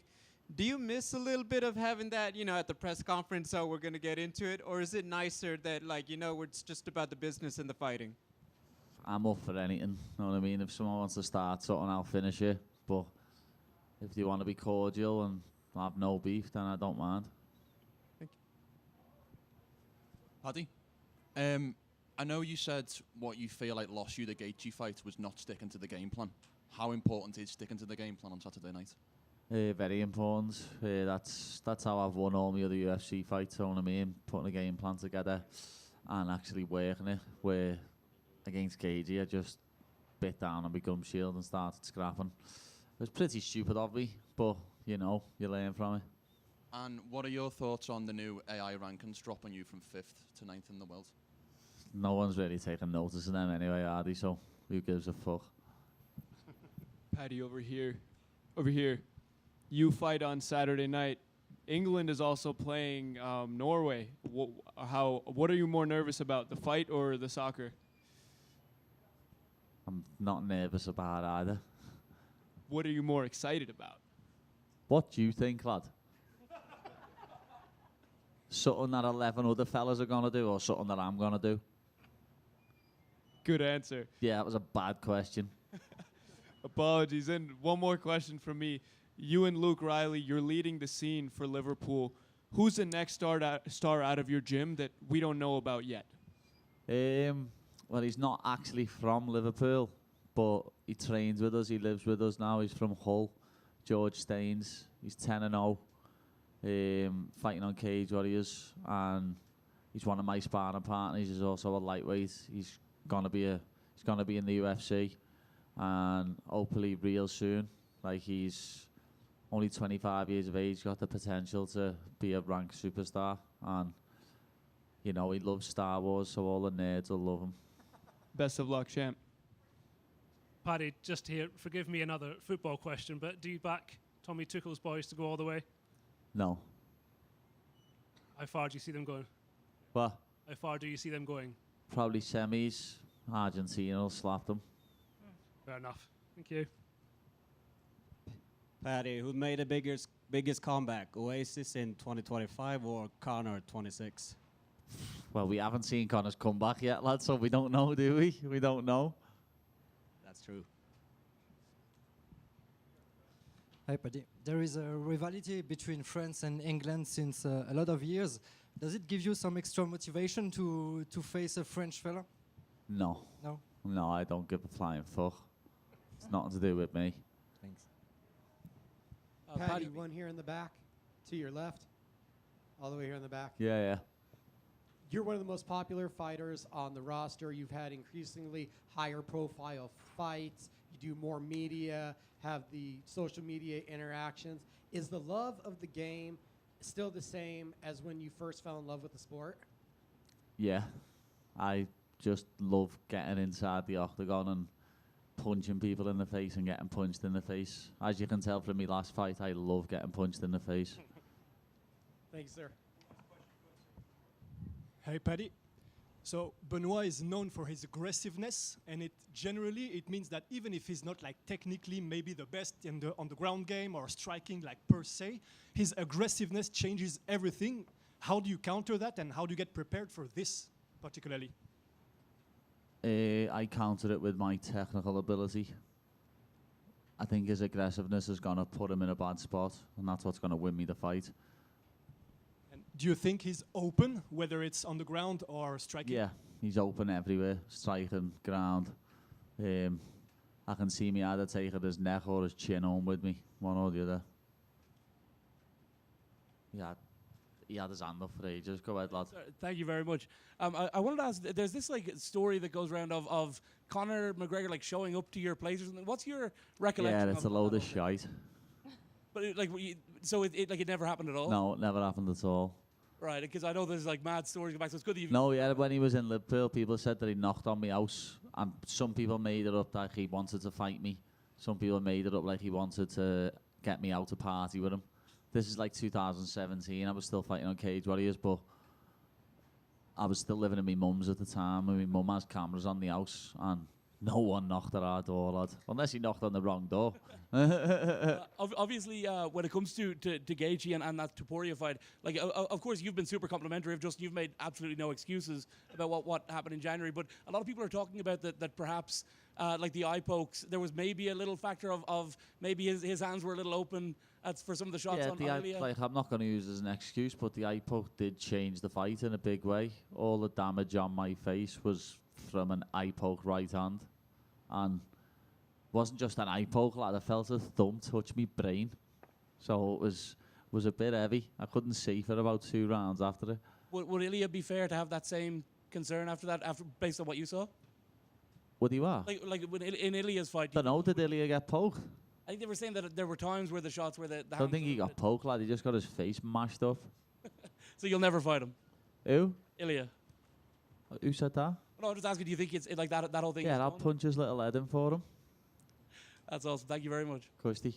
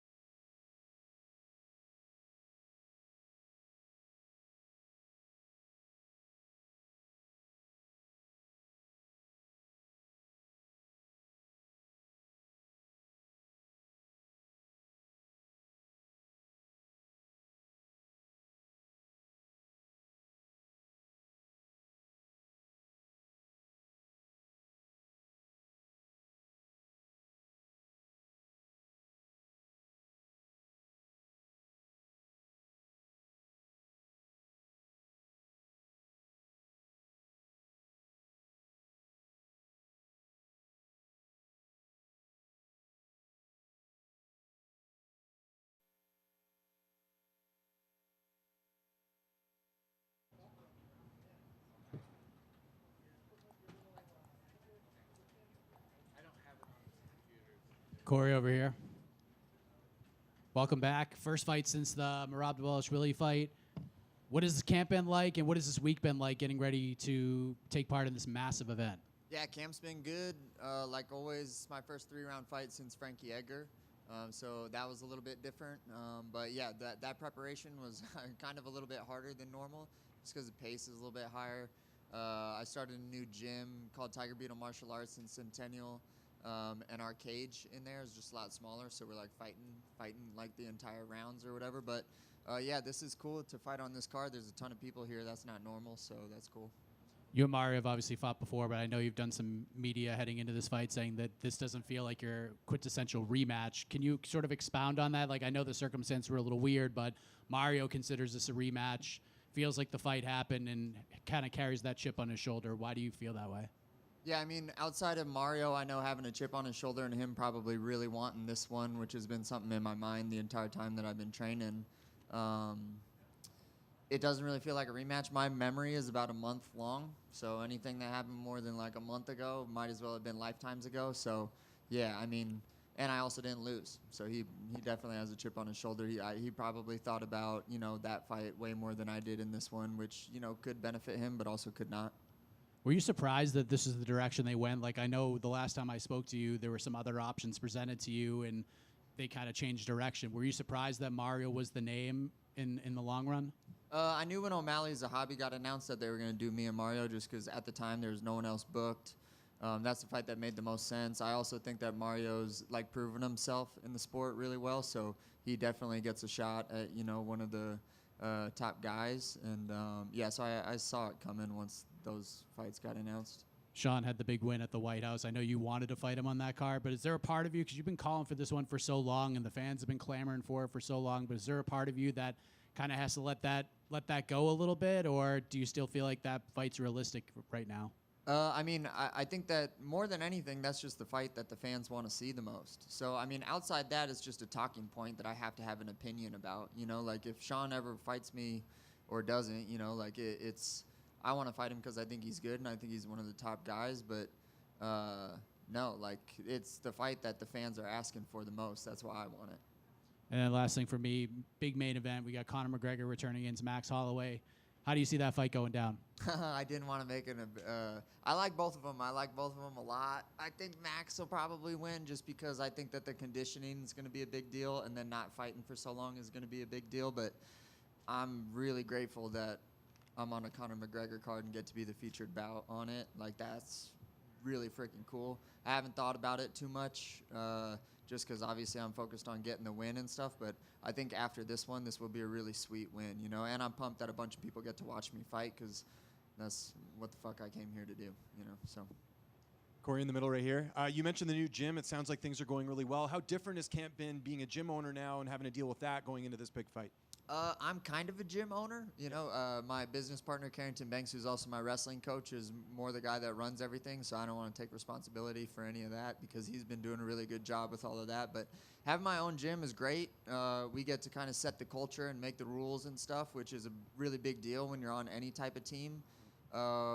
We're crushing right now with how many people I think are having a really good time at our gym and loving it and the memberships and all of that stuff. So we're in Centennial, Colorado, if you want to check us out, Tiger Beetle Martial Arts. How much did you take away from some of the coaches you've worked with in the past in building this gym? You've worked with Trevor Whitman. There's so many great coaches that have, you know, been there throughout your career. How much did you kind of take from them when opening this gym?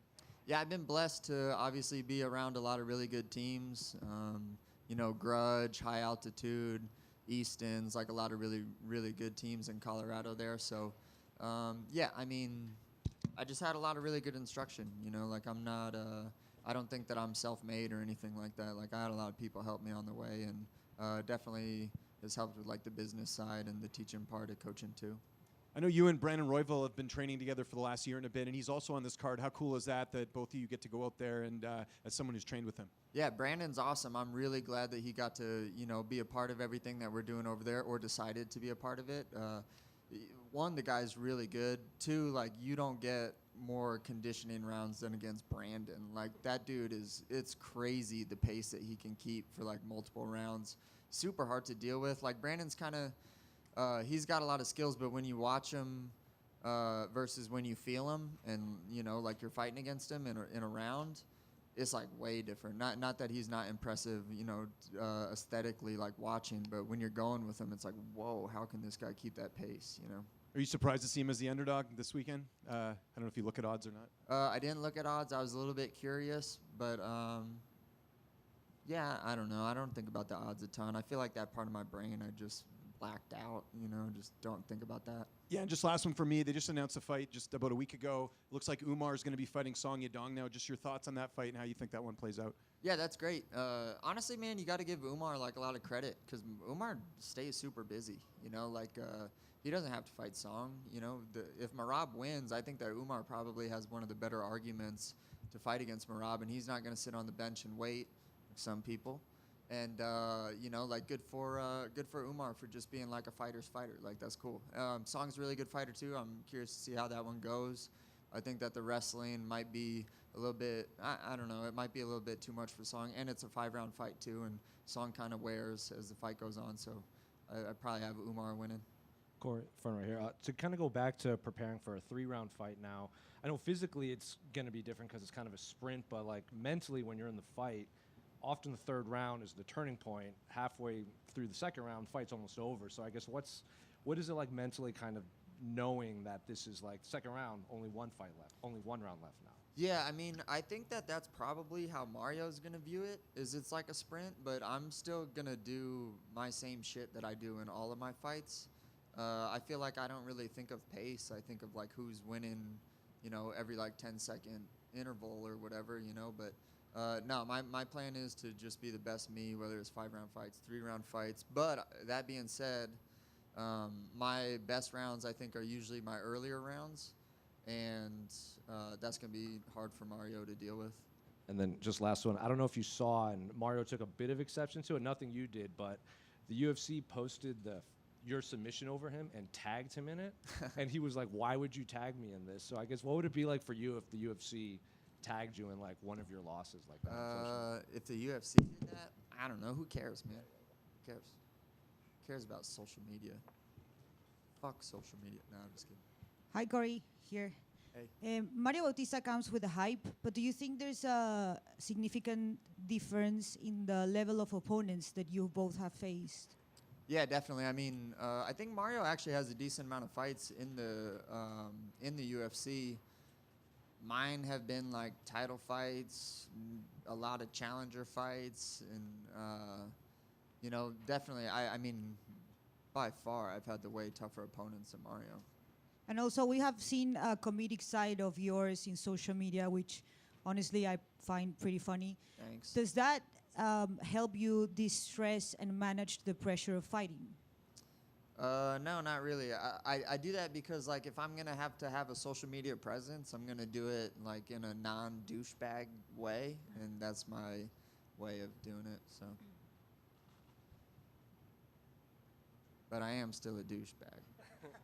I just don't let people know. Cory, one here back to the left, all the way far back here. Okay, hey. You have one of the most creative styles in all of MMA. How do you stay unpredictable while using that creativity and not coming at a cost to your efficiency? Yeah. I just want to make my fights fun for the fans to watch. Like, I don't really want to, like, that's why I worked my ass off to be a really good wrestler, is so that, one, I can bag, like, close rounds or whatever, but two, so that people don't have to watch me get laid on for 5 rounds and then complain about the other guy not doing his job. Like, if you get held down for rounds, like, that's your own fault. And so part of that is, you know, motivated by I just don't want to be that type of fighter that's in really boring fights like that. And yeah, I think that I've always kind of been a guy that likes to do his own thing and do his things his own way, and so that kind of makes up the style that I have, is just me kind of wanting to do shit my way. Thank you. Hey, Cory, right here. This one I ask a little bit more for your reaction. You dropped a line of instructional videos on striking. Do you ever worry an opponent will watch those videos and learn a little bit more about how to fight you? Yeah, I've definitely thought about that a lot, but I also have a lot of training partners that are really good that know exactly what I'm going to do every single Tuesday, Friday when we spar, and there's still not a lot that they can do about it. So I think that this sport is like X's and O's to me. If you do the right stuff at the right time, you'll win. There's also like a component of like mental and fighting with spirit and all of that stuff or whatever, but if I do the right stuff at the right time, whether you know the rules of math, doesn't really matter. It's still going to be the same answer. Love it. Thank you.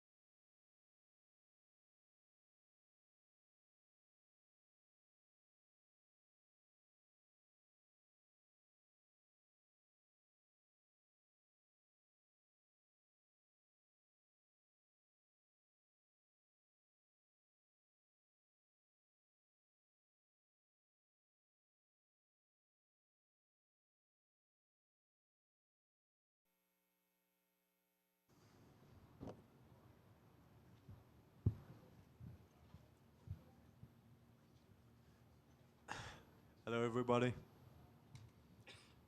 Benoit back here. You get the big fight with Paddy Pimblett here on a Conor McGregor card. What is this like for you? This is a big opportunity. Yeah, it's an honor and a privilege to be here on such a huge card, and of course it's a huge fight. I'm fully concentrated of what I have to do, and deliver you a fight of the night performance. Were you surprised that Paddy Pimblett was the name given to you?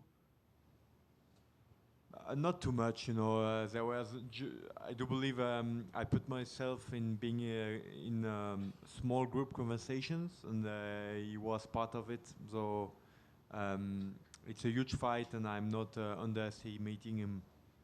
You obviously were given a big opportunity a few years back against Dustin Poirier, and you know you've gone through some low times, but you've come through, and you're on a run right now. Is this a bigger fight right now, fighting Paddy Pimblett, or do you feel like the Dustin Poirier was a bigger fight at the time? It's a very tough game to have the same opportunity. You need to win a lot, so this is what I have been doing. The game is this way. You have to win as much as possible, the most impressive way possible. This is how you get your shots. The division is obviously very different right now. Justin Gaethje just beat Ilia Topuria. He's the undisputed lightweight champion. What was your reaction to Justin's performance against Ilia? What does that mean for you in this division if you get a win on Saturday? I did a great job. I mean, a masterclass in terms of application of his game plan. With Trevor Wittman, they did a great job, and he had enough toughness to go through the 2 first rounds, and then the game plan starting paying off, and he won that fight. Great performance. And then last question for me. Conor McGregor is back. He's fighting Max Holloway in the main event. How do you see that fight going down? What's your prediction for the main event? It's a huge fight. The huge interrogation is Conor. He hasn't been fighting since a long time. I just do believe that the more time the fight will last, the better it will be for Max Holloway. Now over here in the center. We saw Paddy Pimblett go 5 rounds with Justin Gaethje. You're used to going out there and getting quick finishes. Any part of you watch that fight and you know make sure you don't overexert yourself trying to get the finish and tire out? No, I mean he did a fight where he won 1 round and lost 4, and it was a tough fight. He showed a lot of good stuff, good moments, but also some holes in his game, and it was a huge fight, great fight to watch, and I cannot wait to be inside the cage with him and to do my job. Do you expect there any trash talk to be any trash talk in this fight? Because we know Paddy can sell a fight a little bit. Whatever, you know. I'm ready, and I cannot wait to be on Saturday. I think with me, you know, you are here for. You will have your money back when you watch the fight anyway. So you don't need special service. You don't need anything more than that. What did you think of Mauricio Rufy, who's apparently going to be the backup for the Conor McGregor fight? Do you think that was the right choice? Very cool for him to have this opportunity. And yeah, he's a very good fighter, and I do believe it may be a huge fight if anything happens. And just last one for me, a win here, especially a finish, does that get you the next title shot, or at least close to it, do you believe? I never say anything before having my job done. First of all, humility, doing your job, and then you can hear me loud and clear. Benoit, over here. Over here. You've served in the military. What is one thing that you've learned from your time serving your country that has helped you in your fight career? Having the ability to go fast in my career, to learn fast, to have a good skills, to be prepared, to be a better fighter over time. Stress management. I mean, I started MMA in 2018. And 2019 I started professional, and 2021 I was in the UFC. So it went pretty fast because I was able to put on a good schedules and to manage my stress, to fight as much as possible, and to have my body ready for it, and just to do the job. Thank you.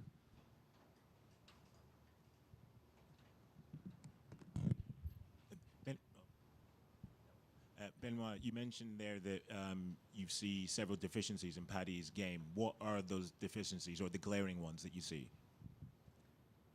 I will not go into details, but I mean, I think if I do my job correctly, you will see them on Saturday night. Thank you. Benoit right here, just one. Benoit, not many fighters can say that they're called upon by the UFC to be in a big fight in Canada and then also in France. And then obviously you have a big opportunity. What does it mean to you that the promotion sees you as somebody that they can rely on and can count on to have these big fights and that will excite the crowd in many places around the world? I'm really blessed and happy about it. I'm trying my best to be to enjoy being a warrior. This is my philosophy. I want to fight as much as possible, to win as much as possible, and to get closer and closer to my ultimate goal, being the champion. And this is what I do, and the opportunities that is giving me the UFC as well. And I do my best to give them the best performance possible every time. Thank you. Benoît, je suis ici pour la France. Cette rivalité un peu historique entre la France et l'Angleterre, là, c'est quelque chose qu'on retrouve dans la cage. Il y en a beaucoup qui font l'allusion au crunch. Est-ce que c'est quelque chose, toi, à laquelle tu fais attention? Oui, je pense que pour le public, ça rajoute un petit peu d'enjeu. J'ai la chance d'être vachement suivi par la communauté rugby parce que c'est un sport qui me tient à cœur et auquel j'assiste régulièrement. Et France-Angleterre, c'est un gros match, donc je pense que ça rajoute toujours un petit peu de piment. Juste ici, Benoît. Justement, Paddy a dit que lui, ça lui mettait pas plus d'enjeu, cette rivalité France-Angleterre. De ton côté, ça donne une motivation supplémentaire? Ouais, je pense que c'est surtout ultra cool pour le public. Ça a ce côté un petit peu historique et cette rivalité historique qui est cool. Mais maintenant, ouais, clairement, je suis concentré sur mon combat et j'ai pas besoin de motivation supplémentaire pour faire mon travail samedi soir. Deux autres questions par rapport à la France. Il y a aussi l'équipe de France de football qui joue demain. Est-ce que tu vas regarder ça et est-ce que tu es content justement d'être aux États-Unis dans cette même semaine, cet événement? Et déjà, je te laisse répondre à ça. Oui, je suis très content de pouvoir assister au match France-Maroc. Je pense qu'on a toutes nos chances dans ce match. Ça va être un match difficile mais qui sera ouvert, je pense, et j'espère que la France va l'emporter. I switch in English for the last one. Paddy just said that you're open everywhere and you want to capitalize on your aggressiveness. Do you have an answer to that? Because for the last year, you're known for the good game plan. You got into the fight. So will we see the Benoit that Paddy expect to see in the cage? All I can say is may the better fighter win, and whoever will impose his will get that fight in his hands. Last one for me. Do you have eyes on the prize for the next step? For example, if you win, a lot of people talk about belts, but if, for example, Conor or Max win as well, do you have eyes on this fight as well? So, for example, my question is simple. If you got the opportunity to fight Conor, but without a belt, or Justin for the belt, what will be your choice? I mean, I would do whatever the UFC is giving me, the opportunities they are giving me. He's a huge legend of the sports, and if he beats Max, he just shows that he's still at a very high level, sportively spoken as well. So it will be an interesting fight as well. So is Max. All those guys, I have a lot of respect to them. For them, so building your legacy is not about how many times you win. It's about who you wins against. I do really believe that, and that's something people forget sometimes. It's not about how many times you win, it's about who you do that. And as a fan of the sports, what's it feel to be on the Conor card for you? Last for me. It feels great, and like I said, an honor and a blessing to be here, and I'm happy to be able to showcase my skills Saturday night here in Las Vegas. Et Benoît, en français, tu en as parlé un peu plus tôt là dans le Mediadem, mais comme ça en français, quand tu as vu le combat de Topuria contre Gaethje, qu'est-ce que tu en as pensé et qu'est-ce que tu as fait? On sait que tu adores ce genre de guerre, toi-même tu as un peu le sourire aux lèvres en parlant du fait que potentiellement tu peux y participer. Qu'est-ce que tu as pensé de ce combat techniquement et en tant que juste combat, en tant que fan du sport? Je pense que Gaethje il a eu la capacité, malgré les difficultés qui lui ont été proposées par Ilia, de rester concentré sur son game plan et de l'appliquer de A à Z, et c'est ça qui lui a fait remporter le combat. Donc malgré deuxième round très compliqué, il a réussi à rester focus sur ce qu'il avait à faire, et ce qui, avec le temps, a payé très fort pour lui. Est-ce que tu es impressionné, même si on le savait, par la dureté de Gaethje? Non, j'ai toujours vu que c'était un gars qui était dur. Il l'a montré plusieurs fois avant, donc c'est pas ça, mais plus la capacité à rester intelligent et focus malgré la dureté du combat. Ça, ça montre qu'il est lucide dans des états de fatigue importants. C'est ça qui est dur. And last one for me in French also. Et là, le fait de voir ce combat-là, Gaethje Topuria, ça l'a rendu humain Topuria. Est-ce que ça te rend encore plus confiant du fait que là, le titre est vraiment proche et tout le monde peut l'avoir, quoi? Tu sais, c'est un sport d'humain, on est tous humains, donc tout le monde peut être battu et battre son adversaire. C'est ce qui rend ce sport excitant. Je suis excité quoi qu'il arrive par mon opposition, et je suis prêt au combat. Thank you all.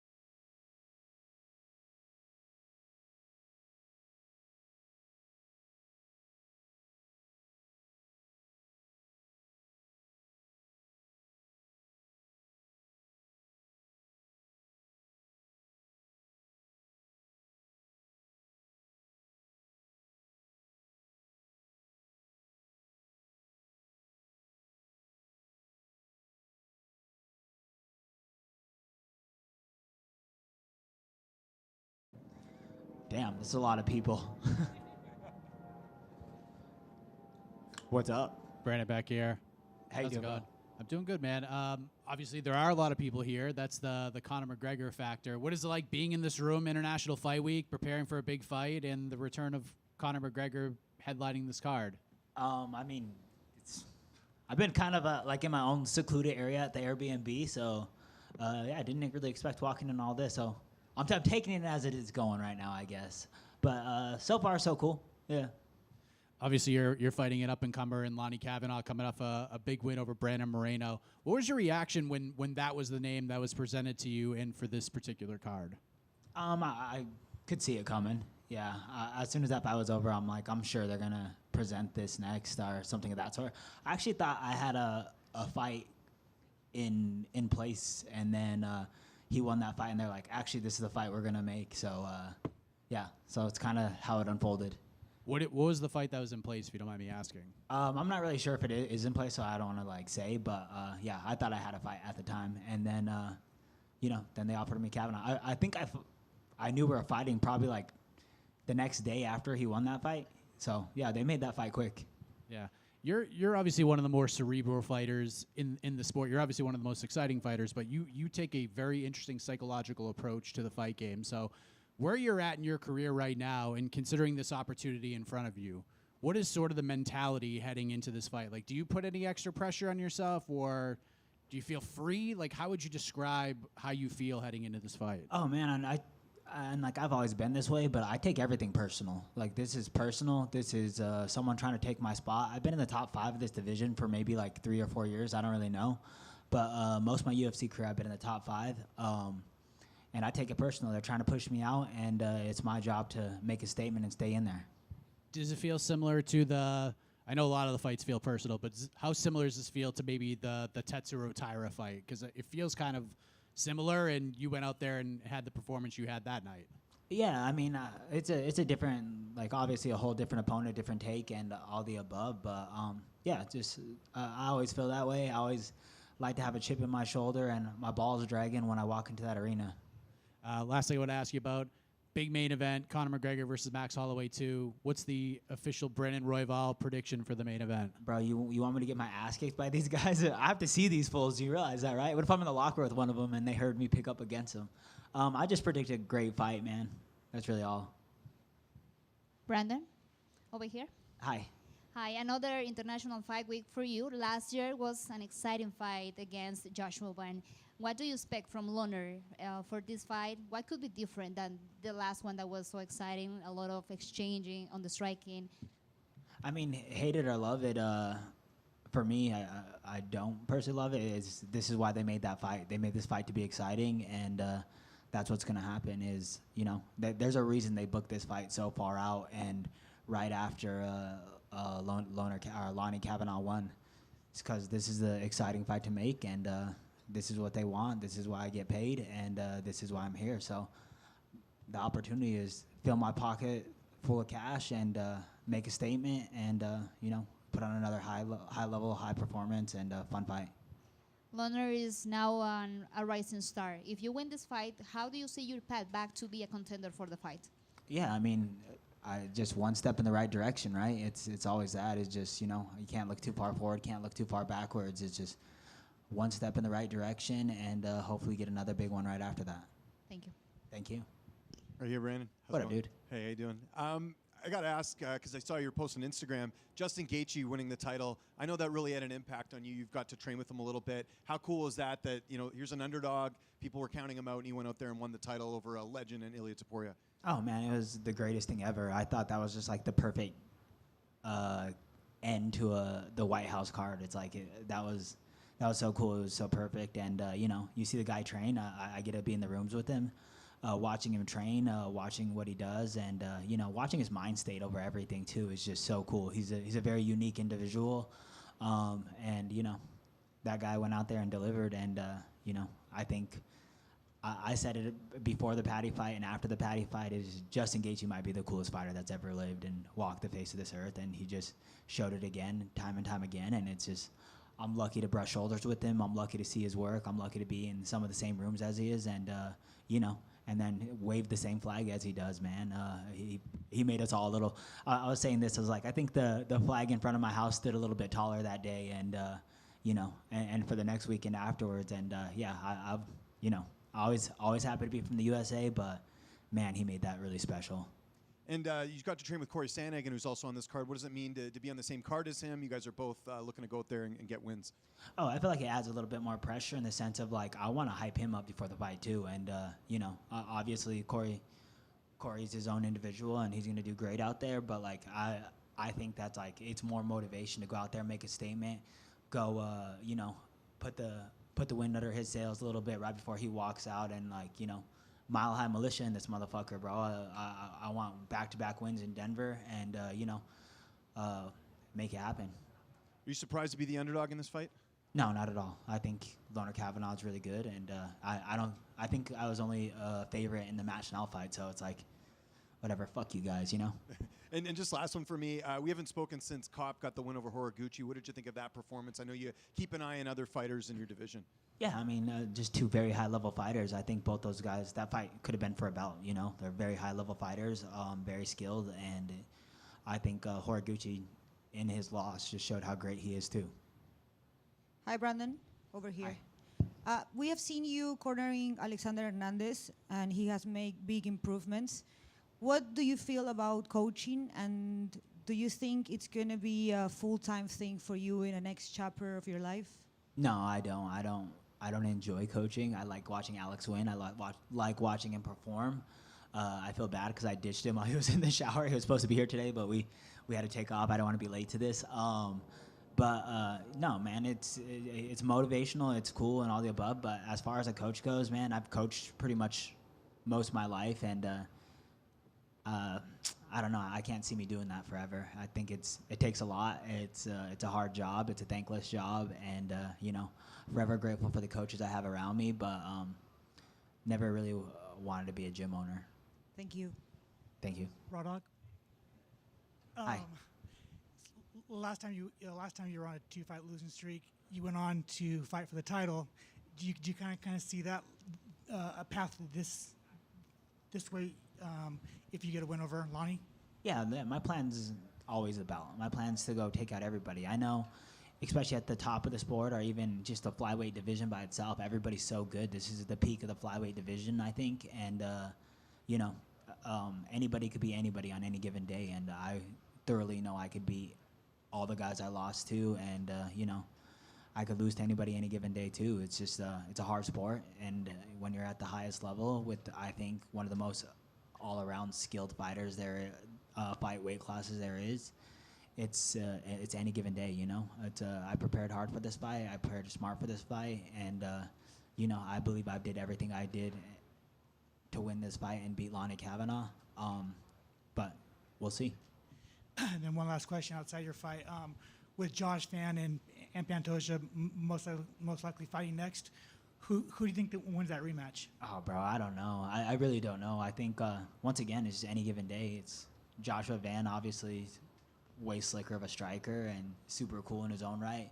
I think Pantoja is the best grappler in the division, at least one of them. So it'll be interesting to see how it plays out. It's one of those, like, maybe it's one round completely dominant, maybe the other round completely dominant. I think as the fight goes on, Joshua Van probably will pick up the pace, and we'll see. But I don't know. I think Pantoja's looked tired his whole entire career, and he's always still there, man. That's the zombie. He's a zombie out there, Good luck, man. Yeah, thank you. Brandon?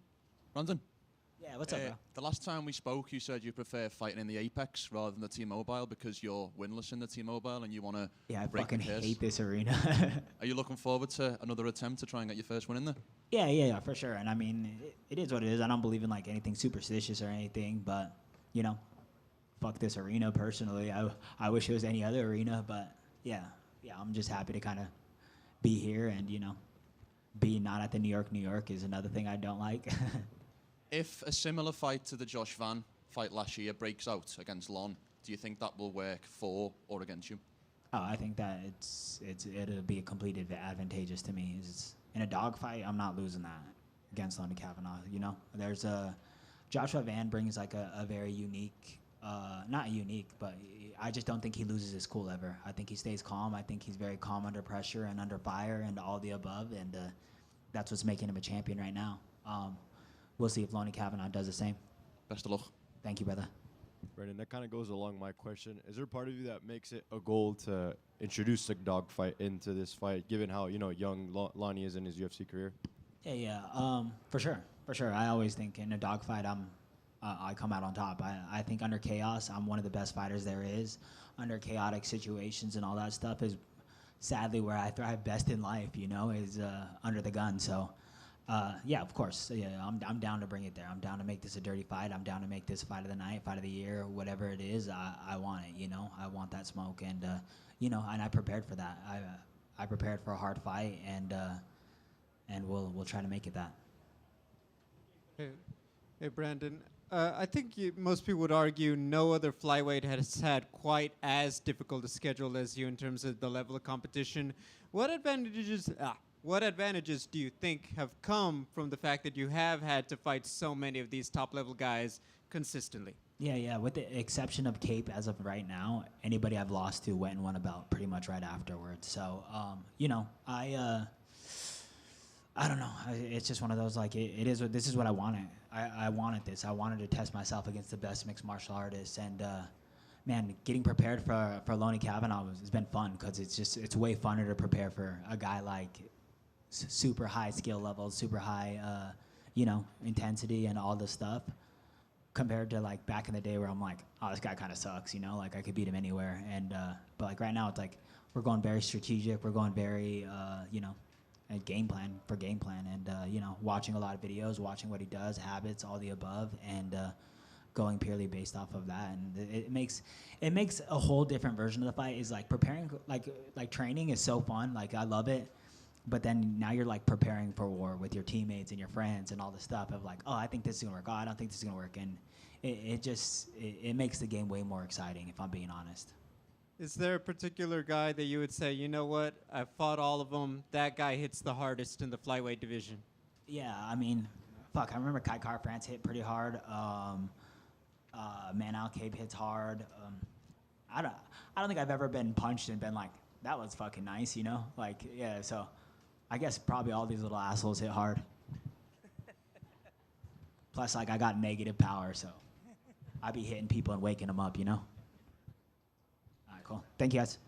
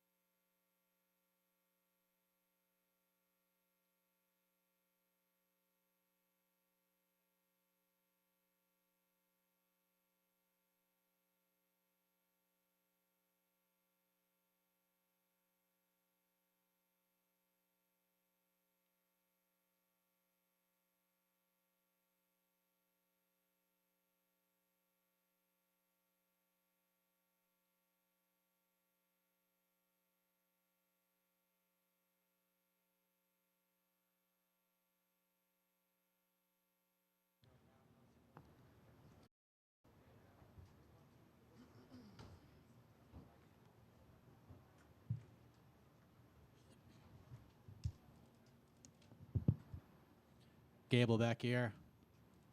Back in the corner. How's it going? The day is finally here. It's your first UFC fight week. We're here. Massive one, International Fight Week. What is this like for you? This is a fantastic experience. You know, I'm so excited to be here. I'm so excited what's going to come Saturday. And I'm so excited for the future with the UFC. You know, like I said, I'm just so honored. What was your reaction to Elisha Ellison being the opponent? I'm sure it didn't matter, but now that you know the name and your team has gotten a chance to study him and pick up some of his tactics heading into this fight, do you feel like this is the perfect opponent for your debut? This is a great opponent. You know, I treat everybody the same, whether they're the best in the world or they're Elisha Ellison. You know, it doesn't matter to me. I go out there and have the same mindset, and I want to dominate. You are one of the biggest favorites in UFC history heading into this fight. I think the last time I looked, you were minus 2,800, which is just such an astronomical number. Do you even look at that stuff? And even if you don't, like, what does that mean to you when you hear that? Like, when you hear that number, how do you react to it? It doesn't matter to me. You know, I come to show up and do the best thing that I possibly ever do, and that's win. And that's all that matters to me. When it comes down to it, what is the dream scenario on Saturday? Obviously, you getting your hand raised in front of 20,000 people is one thing, but I'm sure there's part of the performance, and you're thinking about the aftermath and having John there. Like, what's the ideal night for you on Saturday? The ideal night is to be Showtime, to be Gable Steveson. If I be Gable Steveson and I'll be Showtime, then it's going to be a great performance on Saturday night, and I'll walk out that cage with my hand raised in a dominating fashion and vicious fashion, too.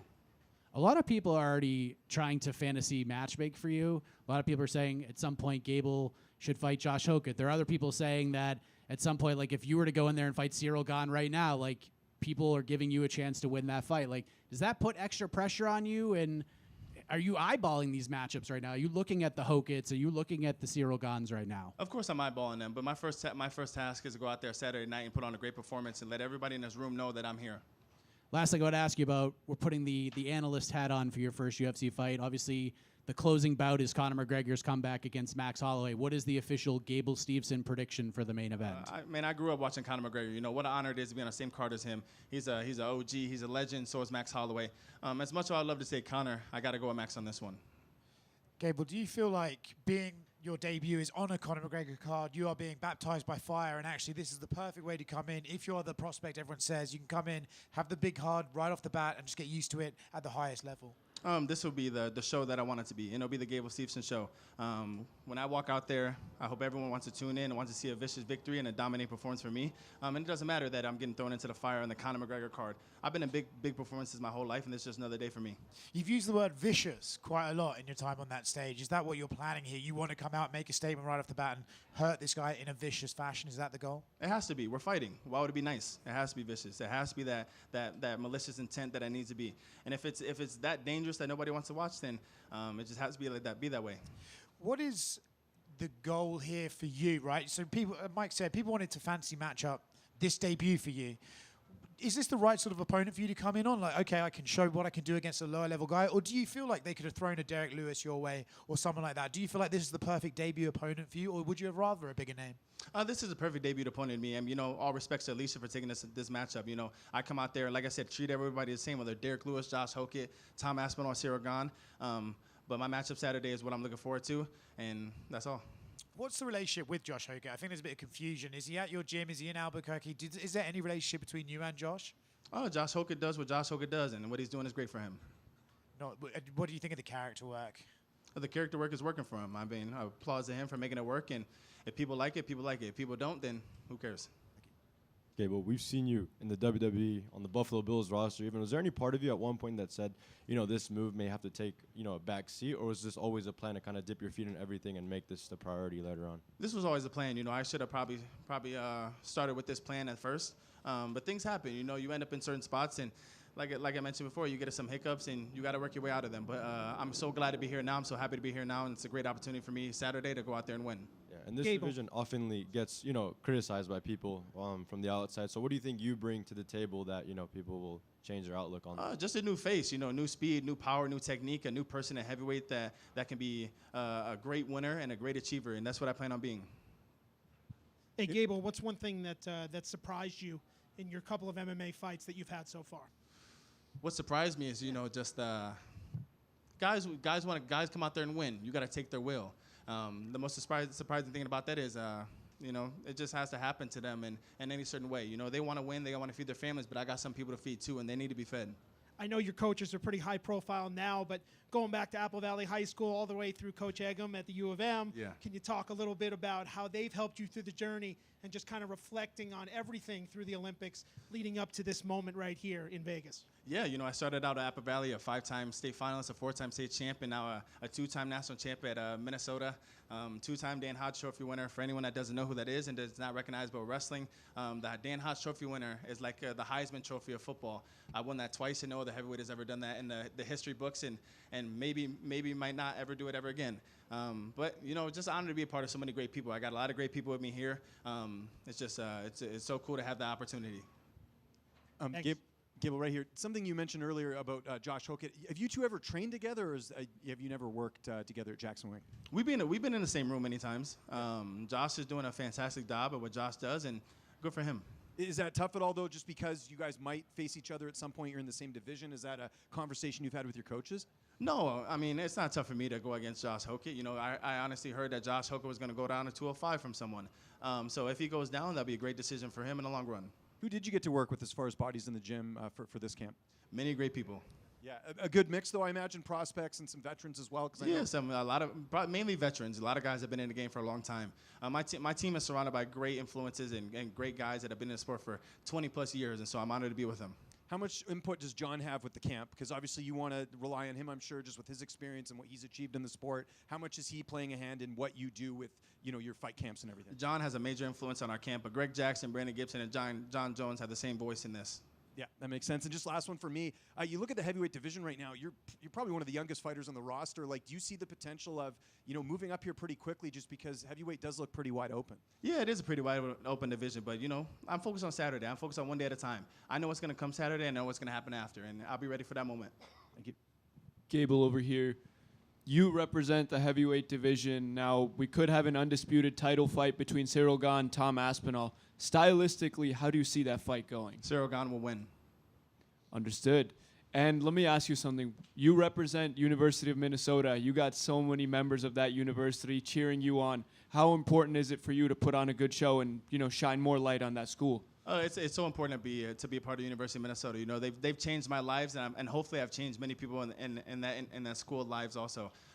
Like I said, my main job is to focus on the team that I have now with Greg, Brandon, John Jones, and so many other guys that are here to the left of me. But I'm always looking at home and trying to put on for the city. Gable, you mentioned you're here now where you're supposed to be, but you did have those kind of detours. What did you learn from maybe those experiences that you might be able to take going forward? I think just believe in yourself. Believe in yourself wholeheartedly. Believe in anything that you could possibly do. There's so many things in this world that you can accomplish and that you can achieve, and just be the man that could possibly, man or woman, that can possibly achieve that goal. And I've always believed in myself to the highest of the high, and that's why I'm here now. I know you said you're focused on this fight, that's it. But do you have a timeline in your mind of when you want to get certain things accomplished in the UFC? Yes, I do. I would love to focus on Saturday, as we already talked about. But, time's going to move fast where something's going to come up next and something's going to come up next after that. But just be grateful for the moments and live in the moments, because when that time does come, it's going to come fast. And the last one for me, I know the question was asked earlier. You're one of the biggest favorites in UFC history. You are officially the biggest favorite in UFC history now. I guess do you kind of take that as respect, or is it almost, you do have almost everything to lose and nothing to gain almost from everybody expecting you to win the fight? Oh, I have everything to gain from this fight. I know what's going to happen. I've seen it in my eyes so many times. I've seen it in my thoughts. I've talked about it with the coaches. I've prepared for this moment for many, many months now. And I know what's going to happen Saturday. And if I know what's going to happen, it's going to be a great victory for us. Yep.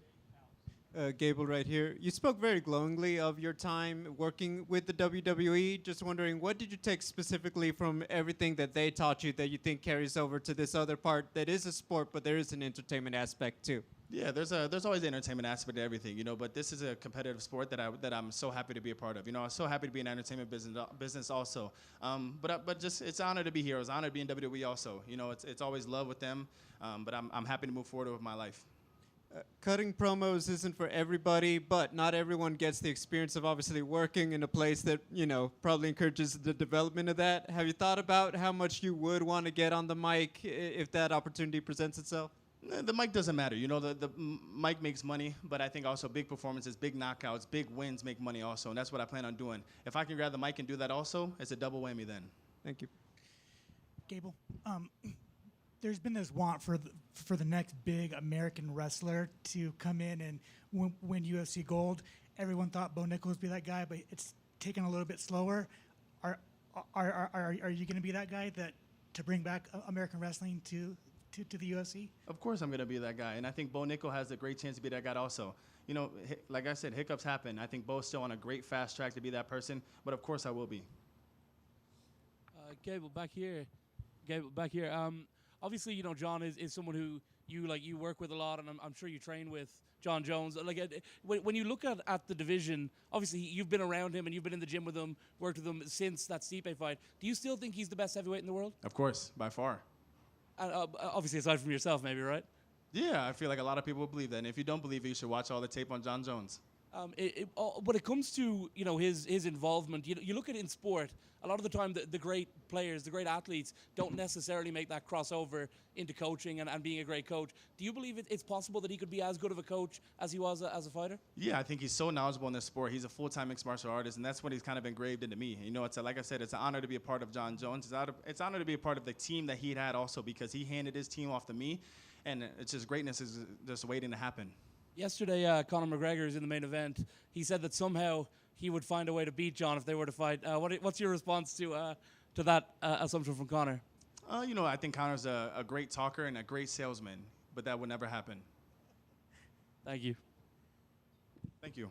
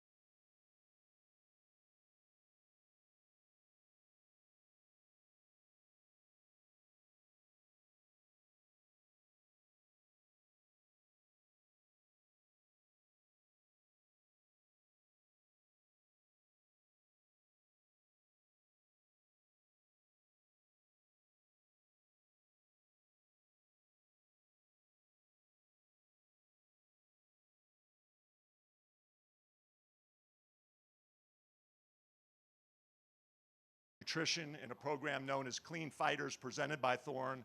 We are pleased to present you with your 50-time Perfect Test History jacket.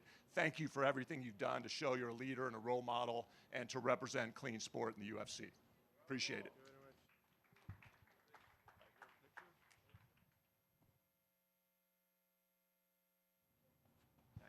Congrats.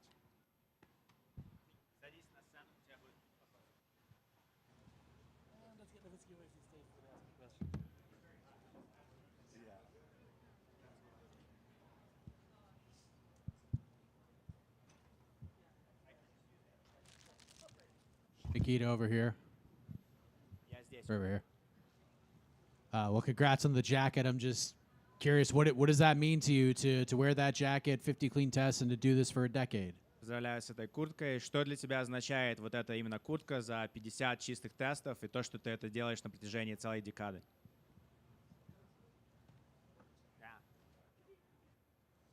Вот сейчас.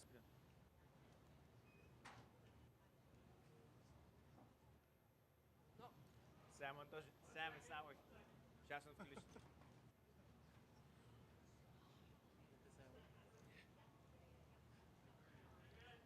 Здравствуйте. Большое спасибо. Очень приятно, что UFC и антидопинговая комиссия отмечают нашу работу и стремление спортсменов оставаться чистыми. Что это может значить для меня? Ну, в целом, мы же делаем свою работу и следуем правилам. Поэтому это просто приятный бонус в подтверждение того, что мы все делаем верно. Спасибо. Thank you very much. Yeah, it's very nice to see that the UFC and the anti-doping committee they commemorate and they reward the desire of the athlete to stay clean. And what does that mean is that for me, this is me doing a good job. It's very important to know that I'm doing the work the way it's required of me. So I'm very happy that I was able to do it for such a long time. It's been a pretty good start to 2026 for you. Not only did you get the jacket, but you had a great win in January against Modestas Bukauskas. A lot of people thought that was one of the best performances of your career. How do you reflect back on that fight with Modestas? Отличное начало года для тебя было, невероятный бой, невероятная победа против Дукасса. Для тебя, люди говорят, что для тебя это было одно из лучших выступлений. В принципе, если подумать о том, как начался год, о том, как он проходит, что скажешь? Ну, это, наверное, более удачный год, чем прошлый, однозначно. В целом, выступлением против Мадеушта мы практически полностью остались довольны. То есть была задача продвигаться, прочувствовать дистанцию боя и сделать свою работу. Думаю, у нас все получилось. Definitely a way more successful year compared to the last one, so happy about that. And when it comes to the fight, if I reflect about the fight, the idea was to work, to kind of breathe in the octagon, to see if we're able to complete a task that was ahead of us. And all of us were very happy with the way that we performed and the way that it turned out. So looking back at it, happy with it. There were a lot of names being mentioned of who could be your next opponent after that win. Where did Robert Whittaker fit on that list? Were you surprised that he was the opponent that got sent to you? Разные имена были как бы в воздухе, которые могли быть называли для тебя после той победы. Но Роберт Whittaker, каким образом он появился вообще перед тобой, и то, что перед тобой появилось это имя, какие ощущения? В целом, да. Это, наверное, с момента моего прошедшего боя уже третья дата и второй соперник. Нам не удалось организовать бой с Джакоби в Канаде. Потом, насколько я помню, должен был быть бой с Робертом в Австралии. Он тоже не был готов к той дате. И в итоге мы выступаем сейчас на отличном турнире. И это невероятная честь для меня разделить октагон с Робертом, потому что он является одним из моих любимых бойцов. Я очень уважаю его как человека, как бойца. И буду рад поприветствовать его в полутяжелом весе. Yeah, this is probably the third date and the second opponent that we had since my last win in January. We weren't able to secure a fight against Jacare. That was supposed to happen in Canada. That didn't work out. Then there was a date with Robert already in Australia. That didn't come out because he wasn't ready for that fight. And now we have this fight here. And to be honest, I very much am happy about Robert standing in front of me because he's one of my favorite fighters. And for me, it'll be a huge honor to share the octagon with such a legend as Robert Whittaker. And last question for me, following your fight, Conor McGregor's coming back to fight Max Holloway. Wanted to get your prediction for that fight. И после твоего боя, конечно же, главным событием на этом карде это будет Макгрегор против Холлоуэй. Есть ли у тебя предсказания, кто победит? У меня нет предсказаний. Я не могу болеть против Макса, потому что он входит в топ моих бойцов вместе с Робертом. Но также я очень воодушевлен возвращением Конора после 5-летнего простоя, после всего, что ему пришлось преодолеть. И это действительно замечательное событие, достойно главного боя вечера. Поэтому с нетерпением, как и все, жду этот бой. You know, I can't exactly root against Max because he's also in my top fighters that I like, including Robert, including Max. Those are my favorite fighters. So I can't root against him. But I have to say that I'm super excited about Conor coming back because to see him be back after 5 years, after all the adversity that he had to conquer in order to come back. And I have to say, you know, this is going to be an incredible event and this is going to be an incredible card altogether. So I'm really happy to be part of it. And I cannot wait until the fight like everybody else. Nikita right here. Just piggybacking off that, how excited are you to be a part of the same card as Conor McGregor? Насколько для тебя круто, что ты являешься частью того же карда, на котором будет сражаться Макгрегор? В целом сложно преувеличить значение выступления на международной неделе, плюс в ивенте, где будет выступать и возвращаться Конор Макгрегор, также будет огромное количество выдающихся бойцов в нашем карде. Поэтому мне очень приятно это в целом. Как бы глобально, наверное, не имеет значения, где ты выступаешь, на Fight Night или на номерном турнире. Но когда тебя 2 раза подряд ставят на номерной турнир, то понимаешь, что организация ценит такие кадры. Yeah, you can't underestimate the importance of, first of all, performing during the International Fight Week. Then you got the return of the notorious Conor McGregor. You know, this is an incredible event. This is a huge thing. Obviously, it doesn't matter for us fighters where we fight, but the fact that they're giving you an opportunity to be on 2 numbered cards, especially on the card like this with Conor coming back, I'm very much honored and I'm very happy to be part of this. Who did you train with for this camp in preparation for Rob? How did training camp look going into this? С кем тренировался, с кем готовился непосредственно под Роберта и как прошел лагерь? Ну, это мой второй лагерь, который проходит в Республике Северная Осетия в клубе Алани Атлетик под руководством Шамиля Абдулаева.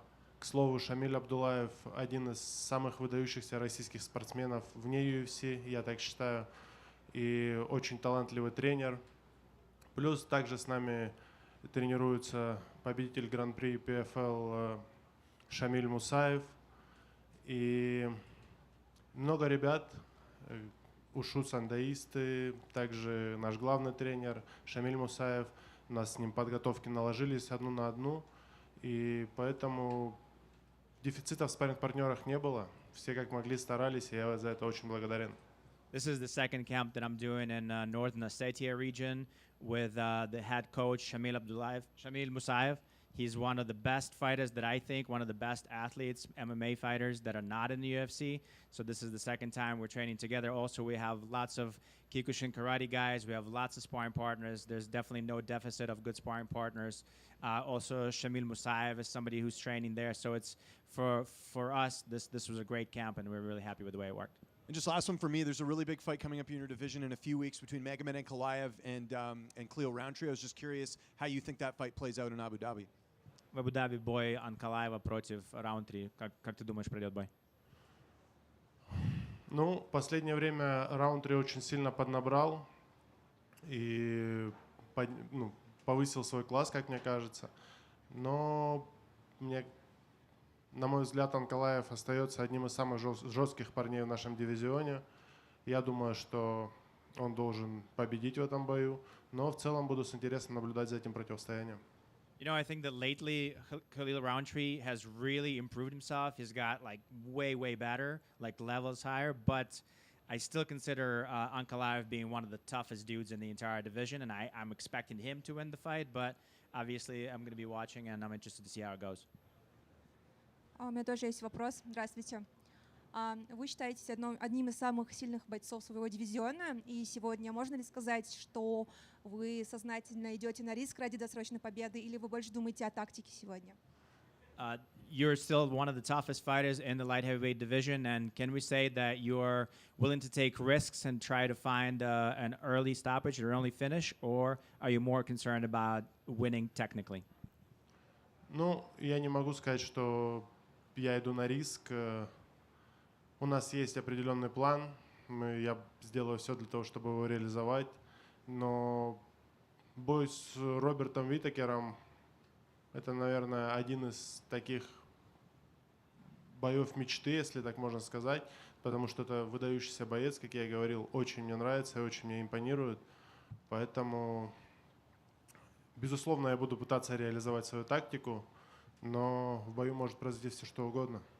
You know, I can't say that I'm going to be risking to find a finish or something. We have a specific idea, a specific game plan that we're hoping to implement in the fight.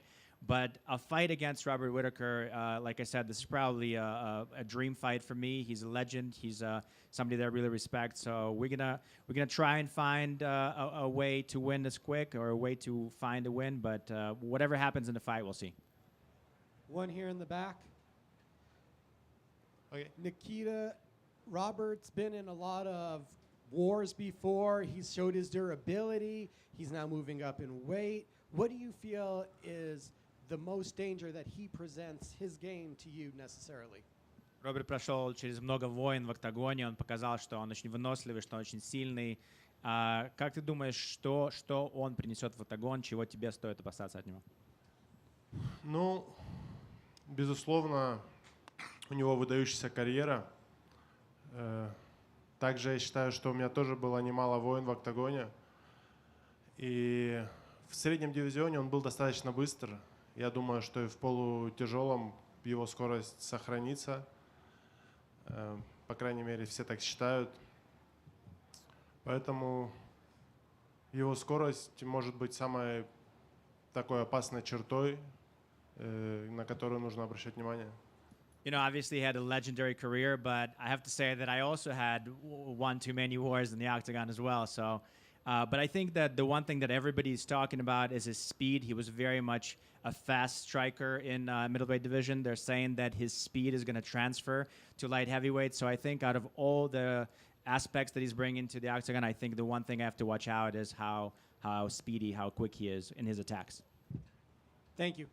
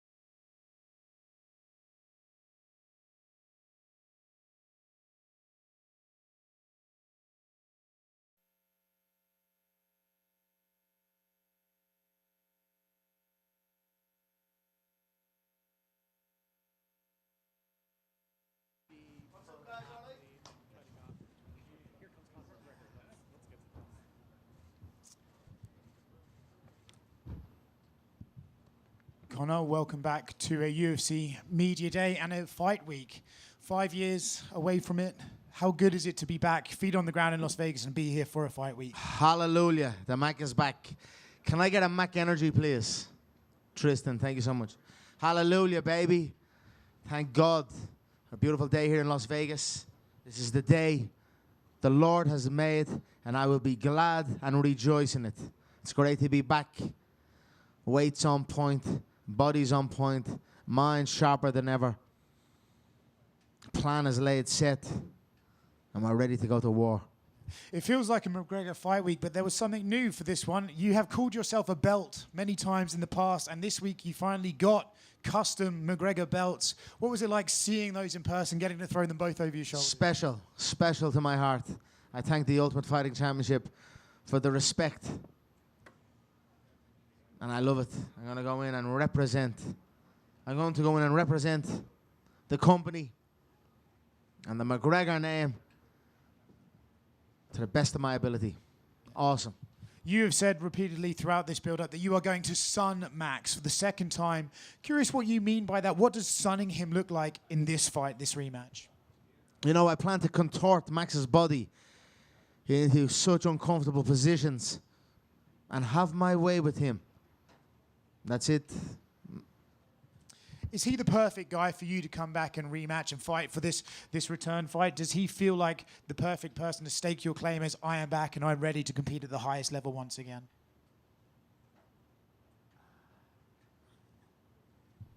Max is a great dance partner, if you will, a great opponent. He's a deep body of work inside the octagon, fought many a man. It's a great opponent, a great event, great fight week, great international fight week. I'm very, very happy here. Conor. I'm very thankful. Conor, money for you is like taking sand to a beach. It's not a problem, right? But with this fight, all these fighters beforehand today are all tipping Max. Not this little man over here. He thinks you're an absolute moral. What do you say? You know, nothing better than proving people wrong. People are entitled to their opinion. Some are valid. You know, there's some questions. Time out, injury, lifestyle, yada, yada, yada. I know. I know, and your boy knows there. Fair play to him. And there you go. Let's go. We're going to go in Saturday night and shut them all up again. You know, the business is on the rise. The money is coming in. So get into this game, baby. We're rocking and rolling. The Mac is back. Got her back here. Throughout your early part of your UFC run, and even 2016 was such a magical year, not just for you, but the sport, but you disrupted so much back then, and now you return 5 years later with the opportunity to disrupt everything again in multiple divisions. Do you feel that right now? Like, do you feel sort of that magic, almost like a shake up the game? Shake up the business for sure. Prove myself to myself. I am who I say I am. I am that I am. I want to ask you one more question because you've been talking a lot about finding religion and putting yourself in this spiritual place. And normally it takes like a certain moment for that reflection to happen to kind of turn things around. Do you remember the moment where you felt like this is the need, like you had to get to the knees and rejoice and find that within yourself? Do you remember that moment where you kind of turned it all over? You know, you got to do deep internal work. It's not just like, it's many moments even, if you will. It's not just one, it's a whole sequence of events and almost divine coincidences that just cannot be anything but the higher power, and I connected to it. I am not my body. I am not my feelings. I am not my thoughts. I am my soul, and my soul is connected to the highest power. Conor, is that the old famous fuck you suit, or is this a new version that we're wearing today? This is the similar style to it. I was only saying we broke the internet back then with that one.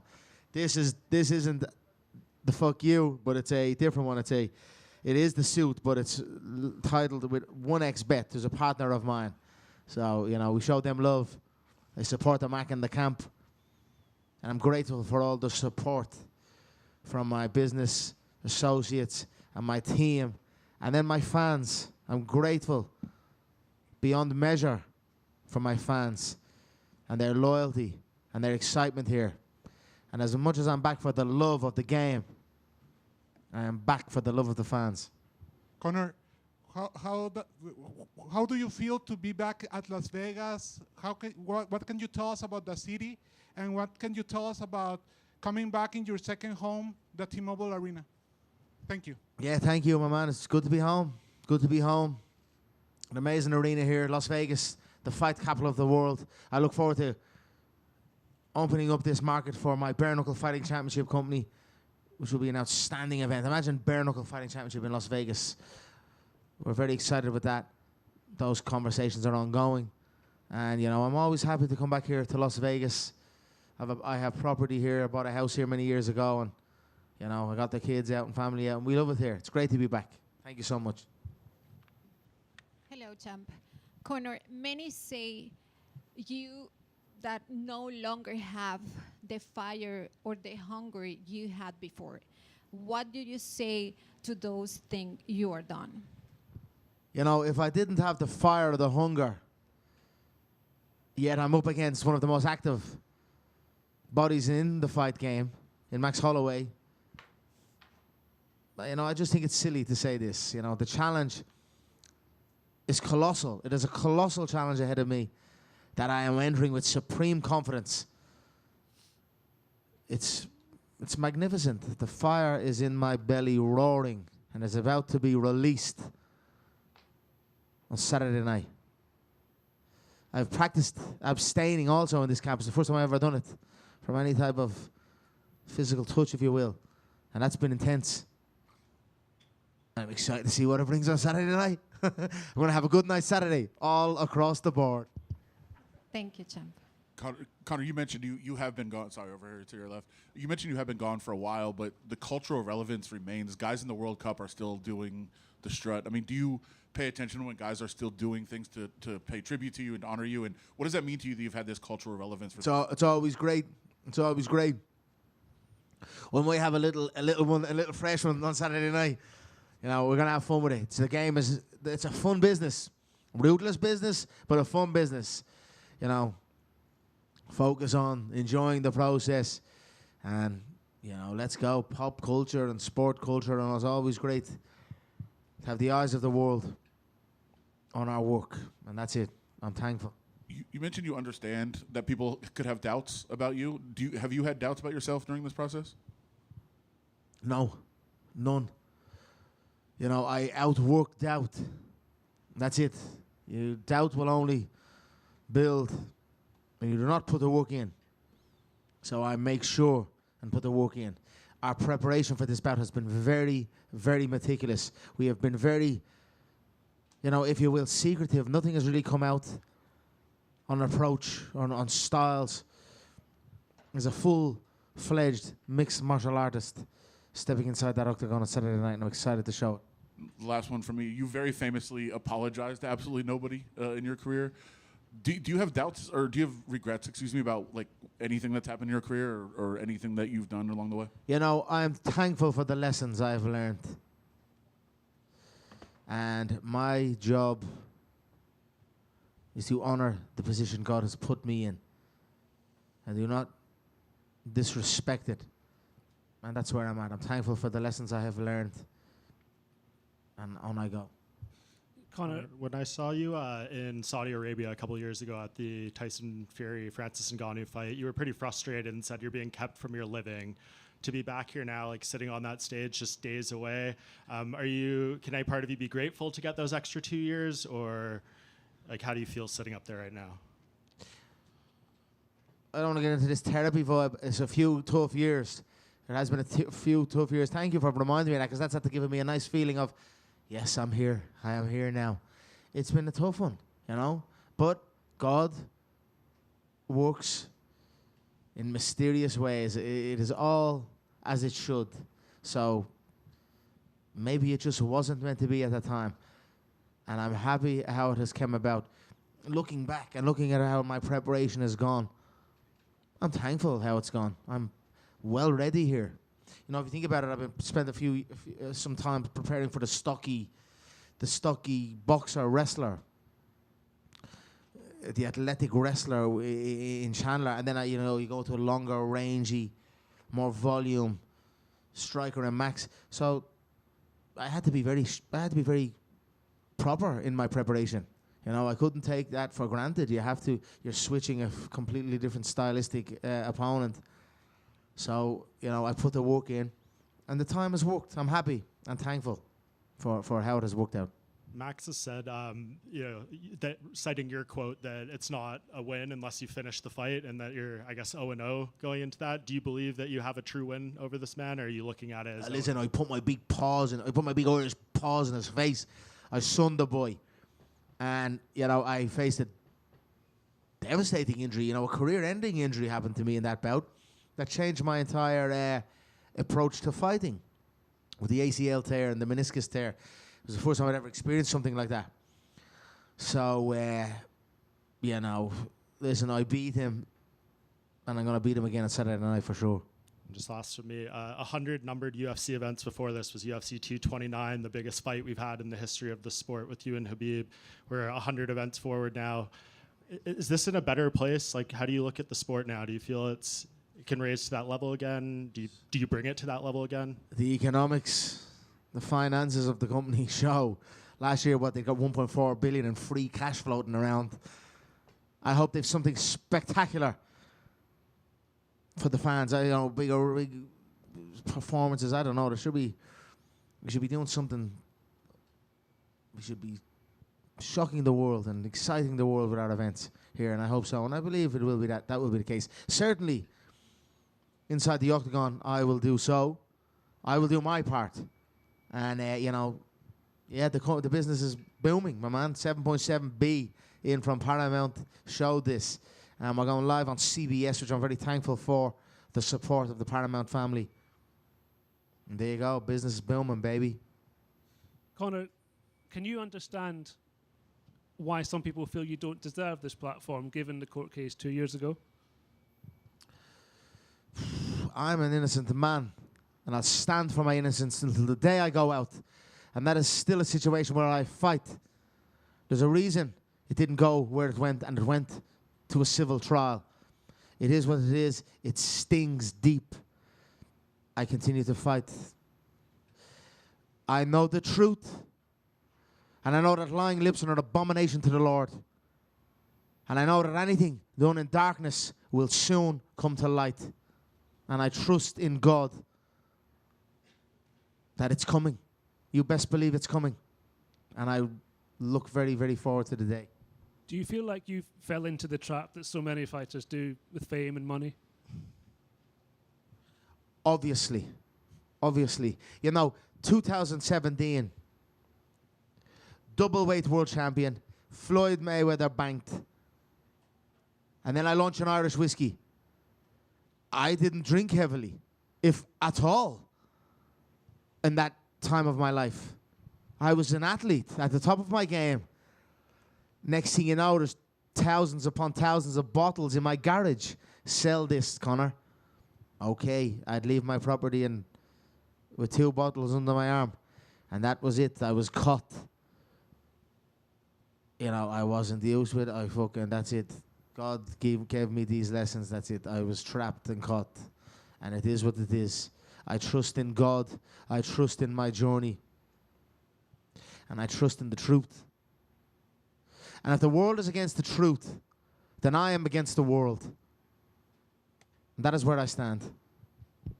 Conor, some people say that one of the changes to the business is that you almost became too big. You can exist outside of the UFC bubble, and that now maybe they don't want to pay another star quite as much because then it might be harder to negotiate fights. Do you feel that's true? Do you feel like you had an impact because you were so successful and showed an example to the rest of your colleagues as fighters? You know, I'll always campaign for the fighters getting their worth.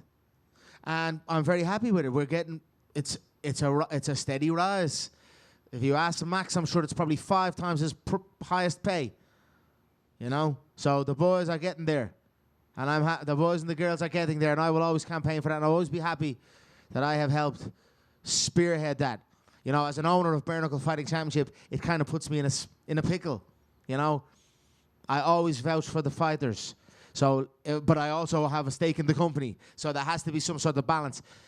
But still, I am a fighter at heart. I know what it takes in this business, and I know without the fighters, there is none of this, not an iota of it. So I'm happy that the money is rising in the fight business and that we're thriving, and I'm happy to be back and give it that extra little fuel to its rocket, and off it goes. If you could be anonymous for one day, go somewhere and nobody recognized you, what would you do? Where would you go?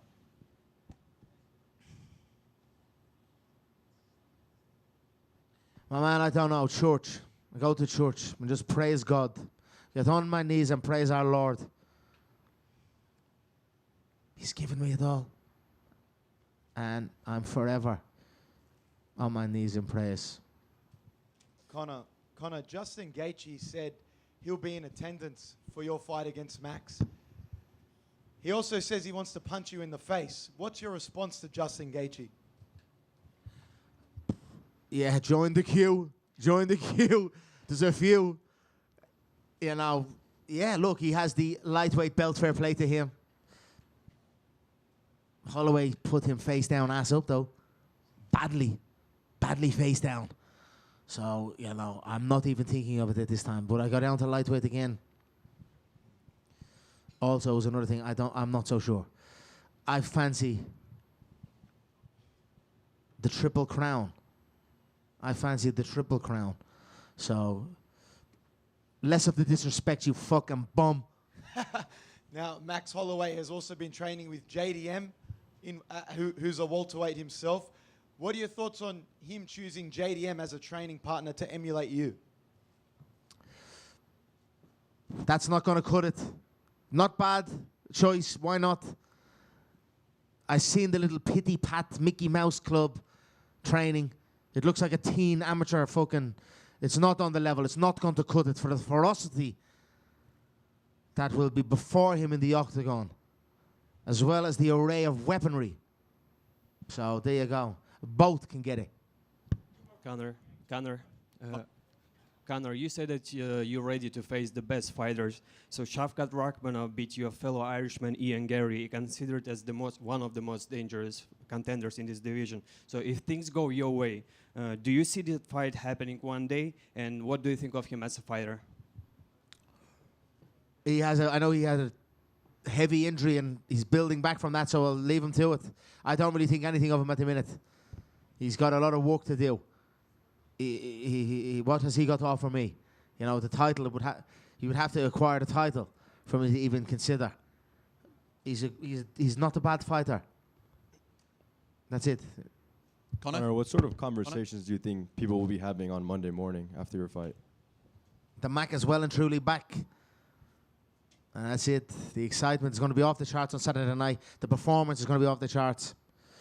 I have some shot selection here and some set of movements that I plan for this bout, and I'm excited to showcase it. Conor? Yeah? You have some of the wildest build-ups, pre-fight build-ups in UFC history, but things seem pretty cordial between you and Max. After the time away, is a calm build-up what you need, or do you prefer the chaos? It's pretty chaotic, all of it. You know, I am calm, I am centered for sure, probably more than I've ever been. And I'm very happy with that. I'm very happy with the work I have put into myself, with the people who have helped me. And I'm in a great space. Bring on the chaos, baby. I'm calm in the chaos, comfortable in the uncomfortable. Thank you. Ladies and gentlemen, this Mac energy is sensational. Yeah? This is going to blow this colossal... Yeah, I'll give it to you, Donna. This is going to blow this colossal industry wide open, this energy drink category. It's got loaded with ketones, BHB ketones, that I have patented. You people go into a ketogenic state, they starve and fast themselves to get this, what I've got in the can. And no other energy drink can have this. This baby is going to rocket ship to the moon. Try it and enjoy it, right? God bless you all. Donna, go ahead. Sorry, my man. Just a couple. I just wanted to ask you, does it upset, like obviously, we've seen a bit on social media, like it's different in Ireland now, isn't it, than it was, you know, in the heyday. Does it upset you that that's the way that it is? And do you feel like you want to win back the Irish people and really have it be like it was, you know, a decade ago? I'm not here to win anyone back. I'm here to represent my country. What is taking place in Ireland is the saddest story in the West. It is a travesty what is taking place, that our borders are wide open and that the most violent cultures are just hoisted upon our people in our rural towns, and the crime that is taking place is showing it. And if God wills it, I'll do it and I'll step in. And that's it, I hope so. It is what it is. The way people can feed into the propaganda or the, you know, the lies that are pushed to the people. It is what it is. It's sad, and it is the saddest story of the West, in my opinion, as Ireland does not deserve this. Our history deserves a better future. And I pray to our God that it is coming. And also, there was a story a couple of years ago. I wanted to clear it up because you're finally on the card together, you and Paddy Pimblett. What did actually happen that night in Liverpool, where supposedly you were at his house or something? Or nonsense. Is that so? It didn't happen? No. Thank you very much. Thank you. God bless. Thank you so much, all. Thank you.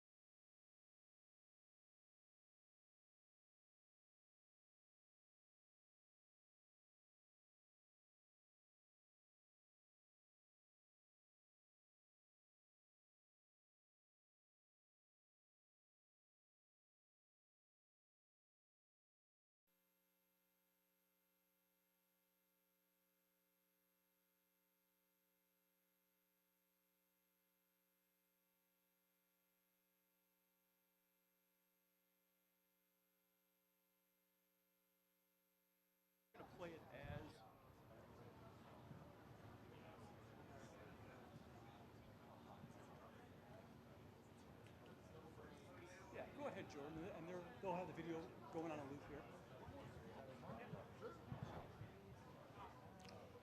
You ready?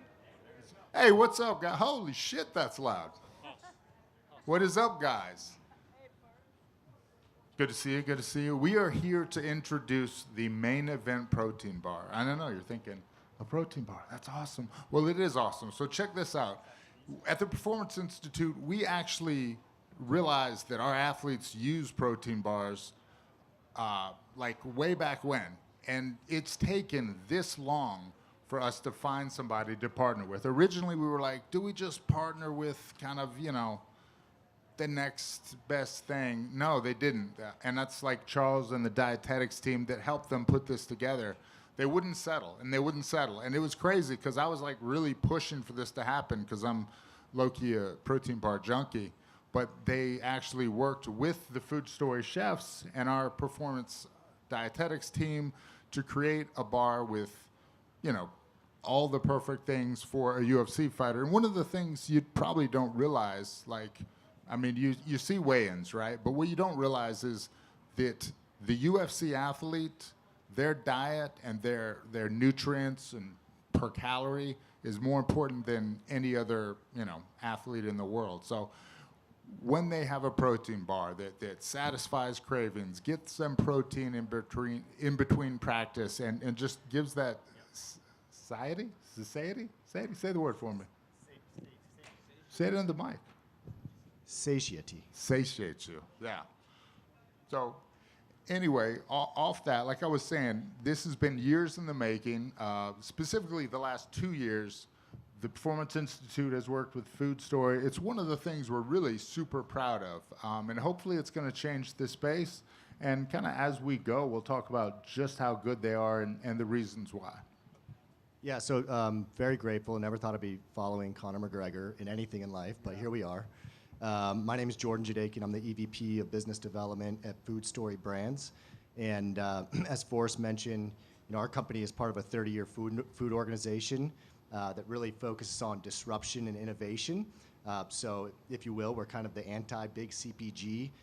We like to go attack white spaces where there hasn't been much improvement, and you know, innovation in the eyes of CPG is sometimes just a new format, but not really focusing on quality.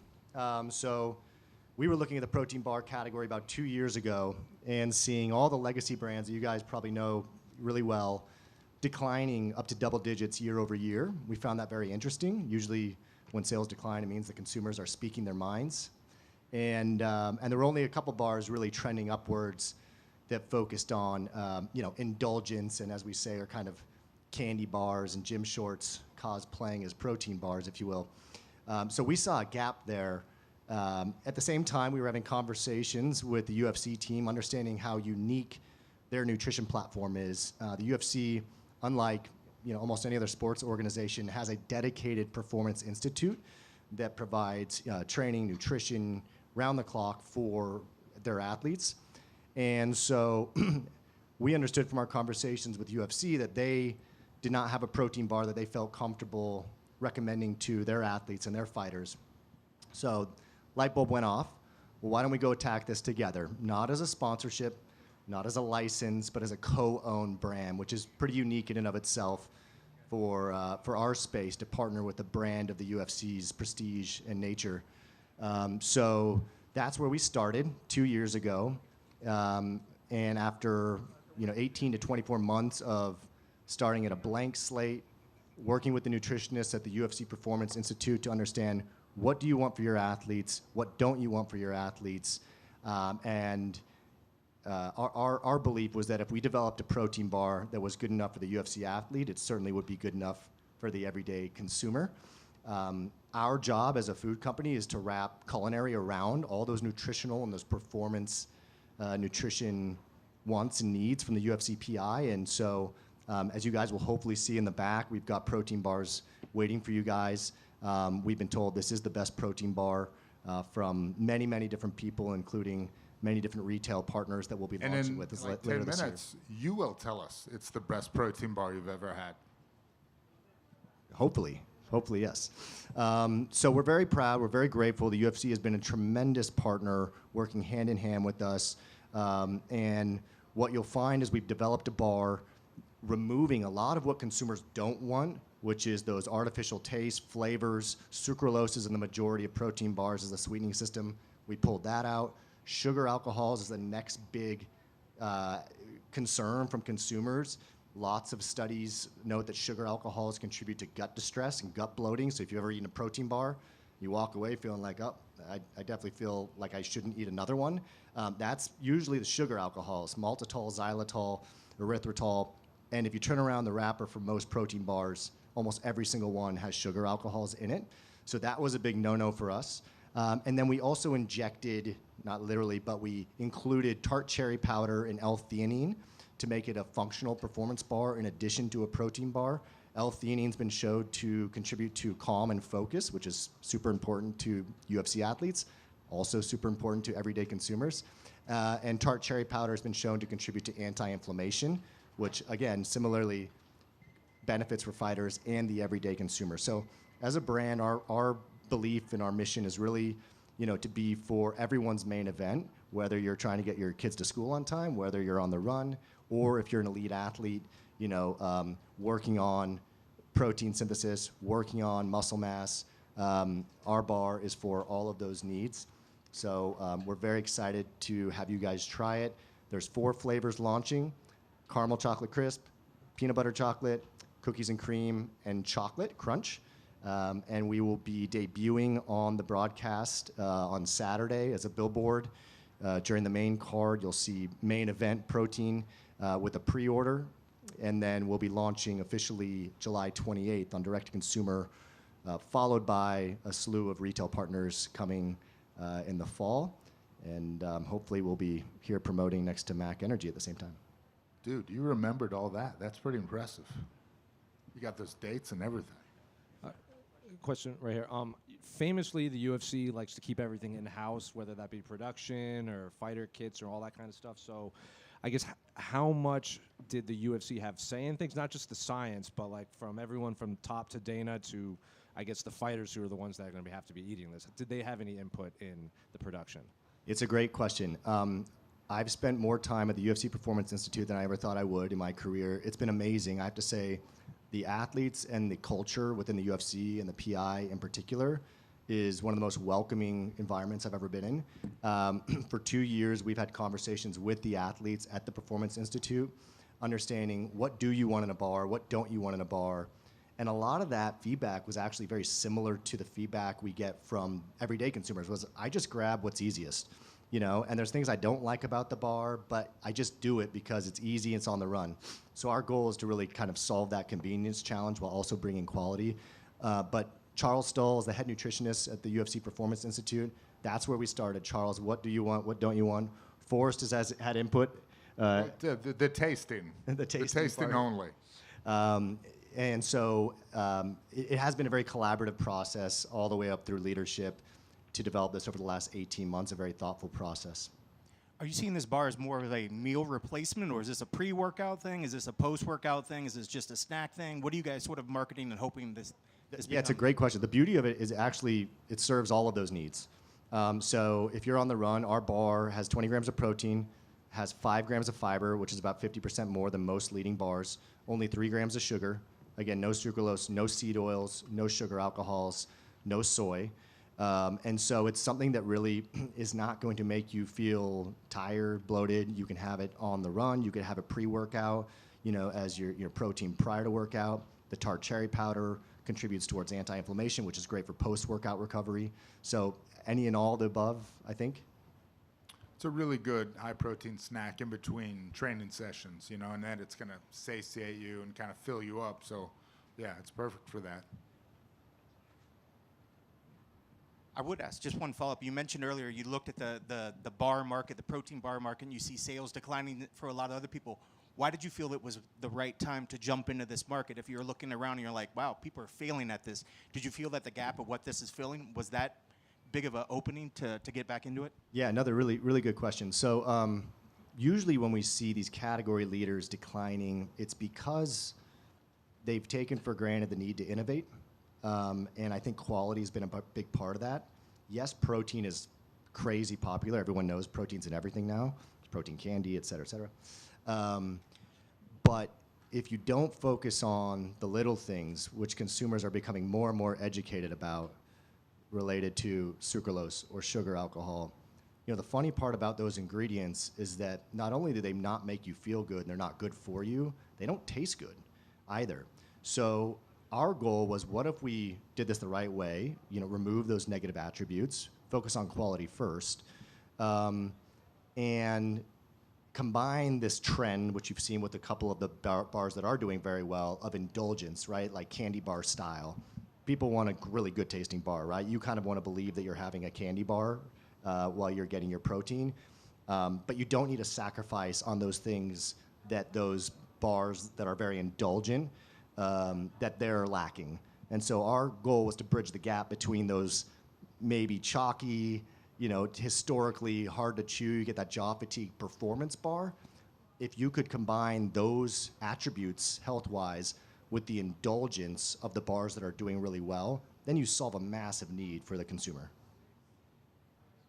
Forrest, just over here to you. Fire away, boss.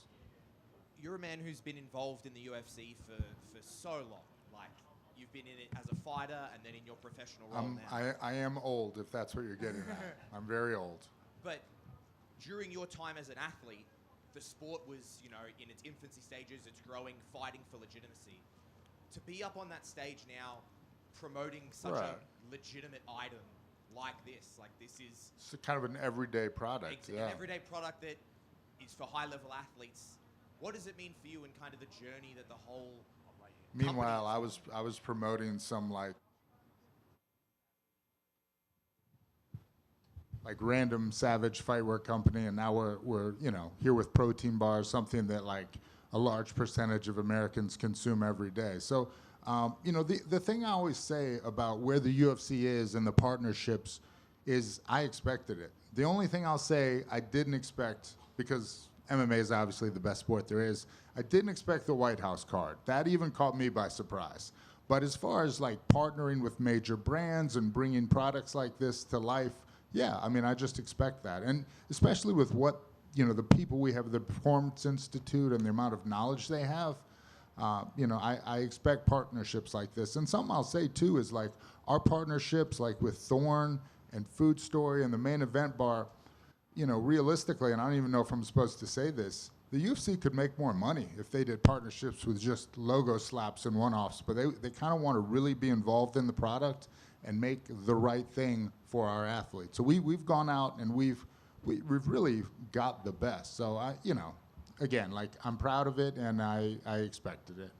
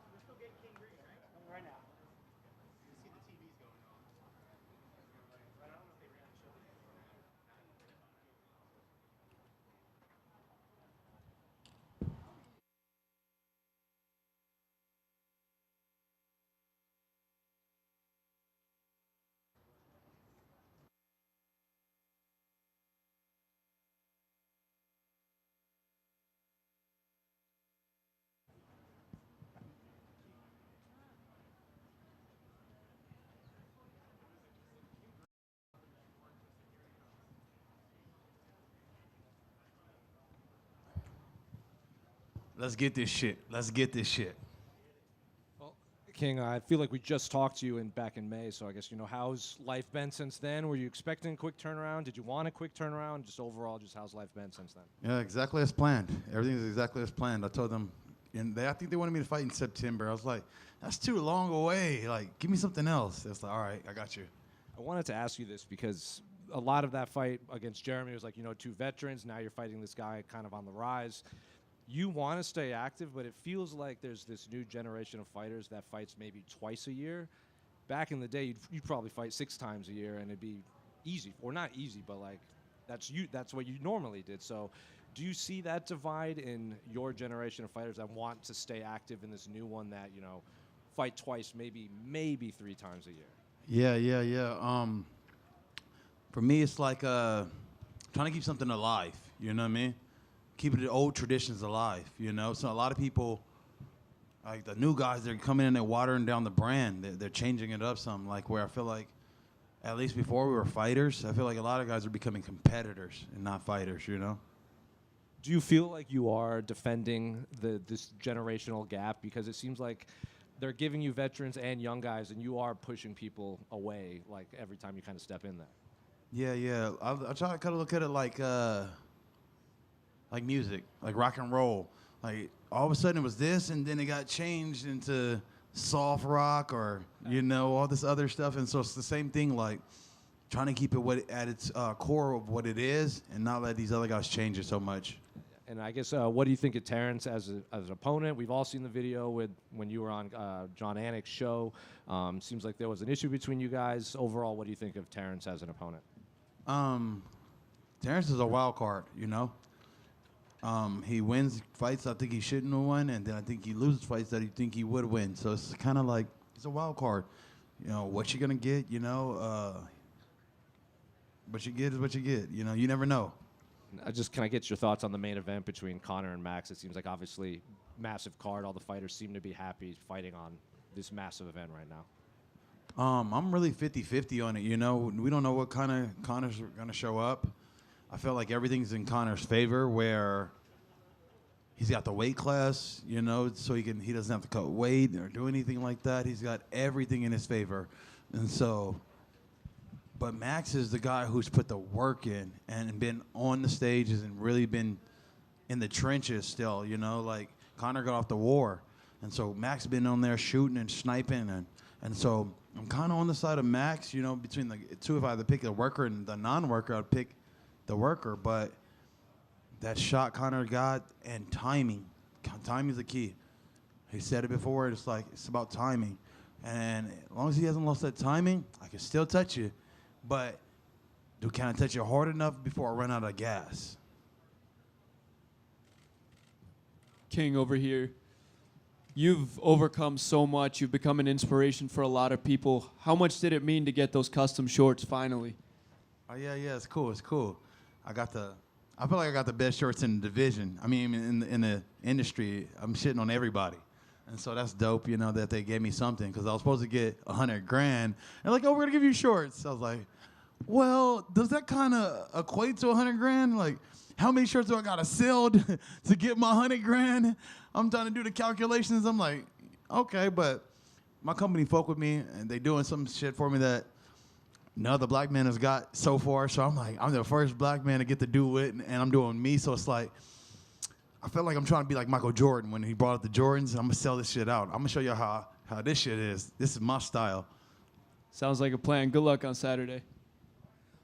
Bobby here in the back to your left, all the way in the back. Okay, there we go. You have a ununiquely unique style that's all your own. How much of that came together through experimentation in the gym and just naturally being comfortable to you?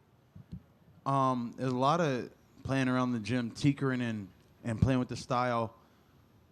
My thing was like, you see movies, you see stuff like that where you see these karate movies. Van Damme was real big at the time, Rocky, Jet Li, Jackie Chan. And I'm like, man, those guys look cool, but what if you could really do that stuff, you know? And so trying and got socked in the face like, oh, okay, that doesn't work, you know? And just tinkering it and playing with it some. And so I'm just trying to make that shit exciting for people to see, you know, something different. Thank you, sir. Bobby, right here. Speaking of your style, hardcores know you've been around, you bring it, you're exciting, and all that good stuff. But does it feel like, you know, we would all say that you deserve this and more, but does it feel like you're finally starting to get your flowers with like the new shorts? Or you were on Anik and Florian podcast, and Anik was saying you deserve to be in the BMF conversation, and a lot of other people are echoing that sentiment as well. Do you feel that love? Yeah, I feel love now. It's like I've been on streaks. I've been doing that stuff way before. I was talking and I was doing all this stuff before, and I got a lot of bad reviews, you know, and now people are finally getting like, oh, you're a good guy. We actually want to see you win. We actually want to see what you do more of this. And I'm like, man, I'm fucking almost 40. I'm gonna, now you like this shit? I was like, I got to get revamped and recreate my energy to keep it going, you know? Better late than never, right? Yeah, at least you saw me. At least you saw me. There's some people that come in this world and never get seen, and you want to be valued for your work. And so at least I'm getting something out this. I'm grateful for whatever God gives me. Well, you definitely value it, and I hope you feel that value. But I also, you know, your value seems to extend beyond the cage and beyond your fighting style. One of the more admirable things, aside from your style, is the fact that you give back to your community. That's something you're very proud of, from your businesses, your property, to even how you organize your runs in the hood. Like, you really give back. And, you know, there was a question asked earlier of Conor about maybe trying to win back his community. He didn't seem too interested in that. Do you think not enough fighters give back to their community? Because it doesn't seem like there's a lot of them that do quite like you. I don't know about nobody else, and I can't speak of anybody else, but that's all I got, you know. And my thing is a loyalty thing. Like, I'm still in the same spots where I came from. I'm in the IE, you know, and I bought all this property in the IE, and I'm trying to change my community and make it something good, you know. I got like 7 homes. I got an apartment complex, and I'm like trying to put good families in here and change what the IE has a certain stigma for it, and everybody wants to be in LA, you know. So it's like I'm trying to create something new where bring all these people back. Like back in the days, Elvis and those people used to come to San Bernardino, and that was like a getaway. Now it's like you come here, you're gonna get robbed, you're gonna get shot. And so I'm trying to rechange my community. Awesome. Thank you for your time, Bobby. Bobby, right here. So there's a certain age where people start to write off fighters, but you come from an amazing win streak. Do you like, or do you feel good to prove them wrong? Yeah, it's kind of cool. It's like, yeah, I'm still kicking ass at 39. It's cool. But for me, I think it's more so like proving everybody wrong. You know, everybody that looked at and thought I was done. And there's been a lot of people that wrote me off, a lot of people that, and just you know what I mean, forgot about me and treated me a certain way when they don't think you're going to be something. And so it is what it is, but at least I get my little bit of revenge. And well, we know how dangerous is McKinney the first round. Do you see these as a survival of the 5 minutes? I said it before, he's a quick bumper. You know what I mean? He's just, baby, I'm done. You know, it's like, get out of here. Like, I'll fight for a while, you know? And so we're going the distance. We'll see where it goes, but I come to fight. And I come to fight a long time, not just a 1 round. Thank you. King right here. As far as Terrance, like, you're going to get in there and you're going to scrap with him, obviously, but I feel like there's been like almost a little bit of sneak dissing on his end, like, because I saw him in the comment section talking about, oh, we're just here to fight and the management thing, but then you look a little bit online and you see other. Yeah, he'd be saying little slick ass shit. You know what I mean? So what do you think? Don't be fooled, that motherfucker. Don't be fooled by him. You know what I'm saying? Like, that's the difference between me and him, and I'm gonna keep showing the difference between me and him. This is where we have an issue now. Is like, when I met up with him, I'm like, bro, you want to fight me? Like, why, bro? You're the homie and shit. And it's like, he's like, okay, I'm not going to fight you. And then a week later, it's like, bro, like Conor would say, a little snake in the grass or some shit, you know? Like, you're not a true man of your word. Me and Diaz started fucking with each other. We're not fighting each other. We made that, and we looked at each other, and we shook hands, and that's what it is. And so I got many offers, hey, you should fight Diaz. I'm like, no, that's the homie. And so just being a man of your word. So that's the difference, one, between us. I'm going to keep showing little subtle differences between the two. I'm going to say exactly how it is, what it is, and stand on my truth. But in his eyes, he's like, oh, it's cool. But then I'm going to do this, you know, little sneak. Like, bro, be who the fuck you are. And that's the issue with him, too. I'm like, when we were talking, and he called me out, he's like, but if I take it down, people are gonna think I'm a bitch or people are gonna think I'm a punk. I'm like, why are you worried about what everybody else think? You know what I mean? And like, be honest, I'm like, it's just me and you, bro. I don't give a fuck about none of what nobody else think. Like, but he's so caught up in the clout, and maybe it's a young kid thing or something. The clout and all these people. I just do me, bro. So would you have preferred if he had just stuck to the dissing part? Yes, yeah. At least let me know what it is. You know what I mean? Okay, you feel that type of way, then it is what it is. And that's what I'm taking the fight. I'm like, okay, you keep playing with me. You think this is gonna be an easy fight, or you think this is a game?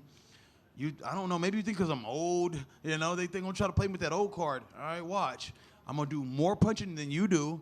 I'm gonna do more work than you do, and I'm gonna put more time in. I'm gonna beat you at everything. I'm gonna beat him from the get-go. I've been beating his ass all week long with the interviews, with the way we dress, with the way we speak. I'm gonna beat you every day, all the way to the fight, and then I'm gonna whoop your ass in the cage.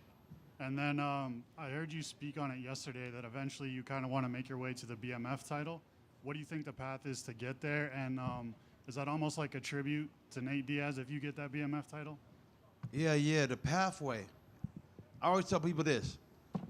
The UFC are the story writers. They write your story. And they can make you go this way, they can make you go that way.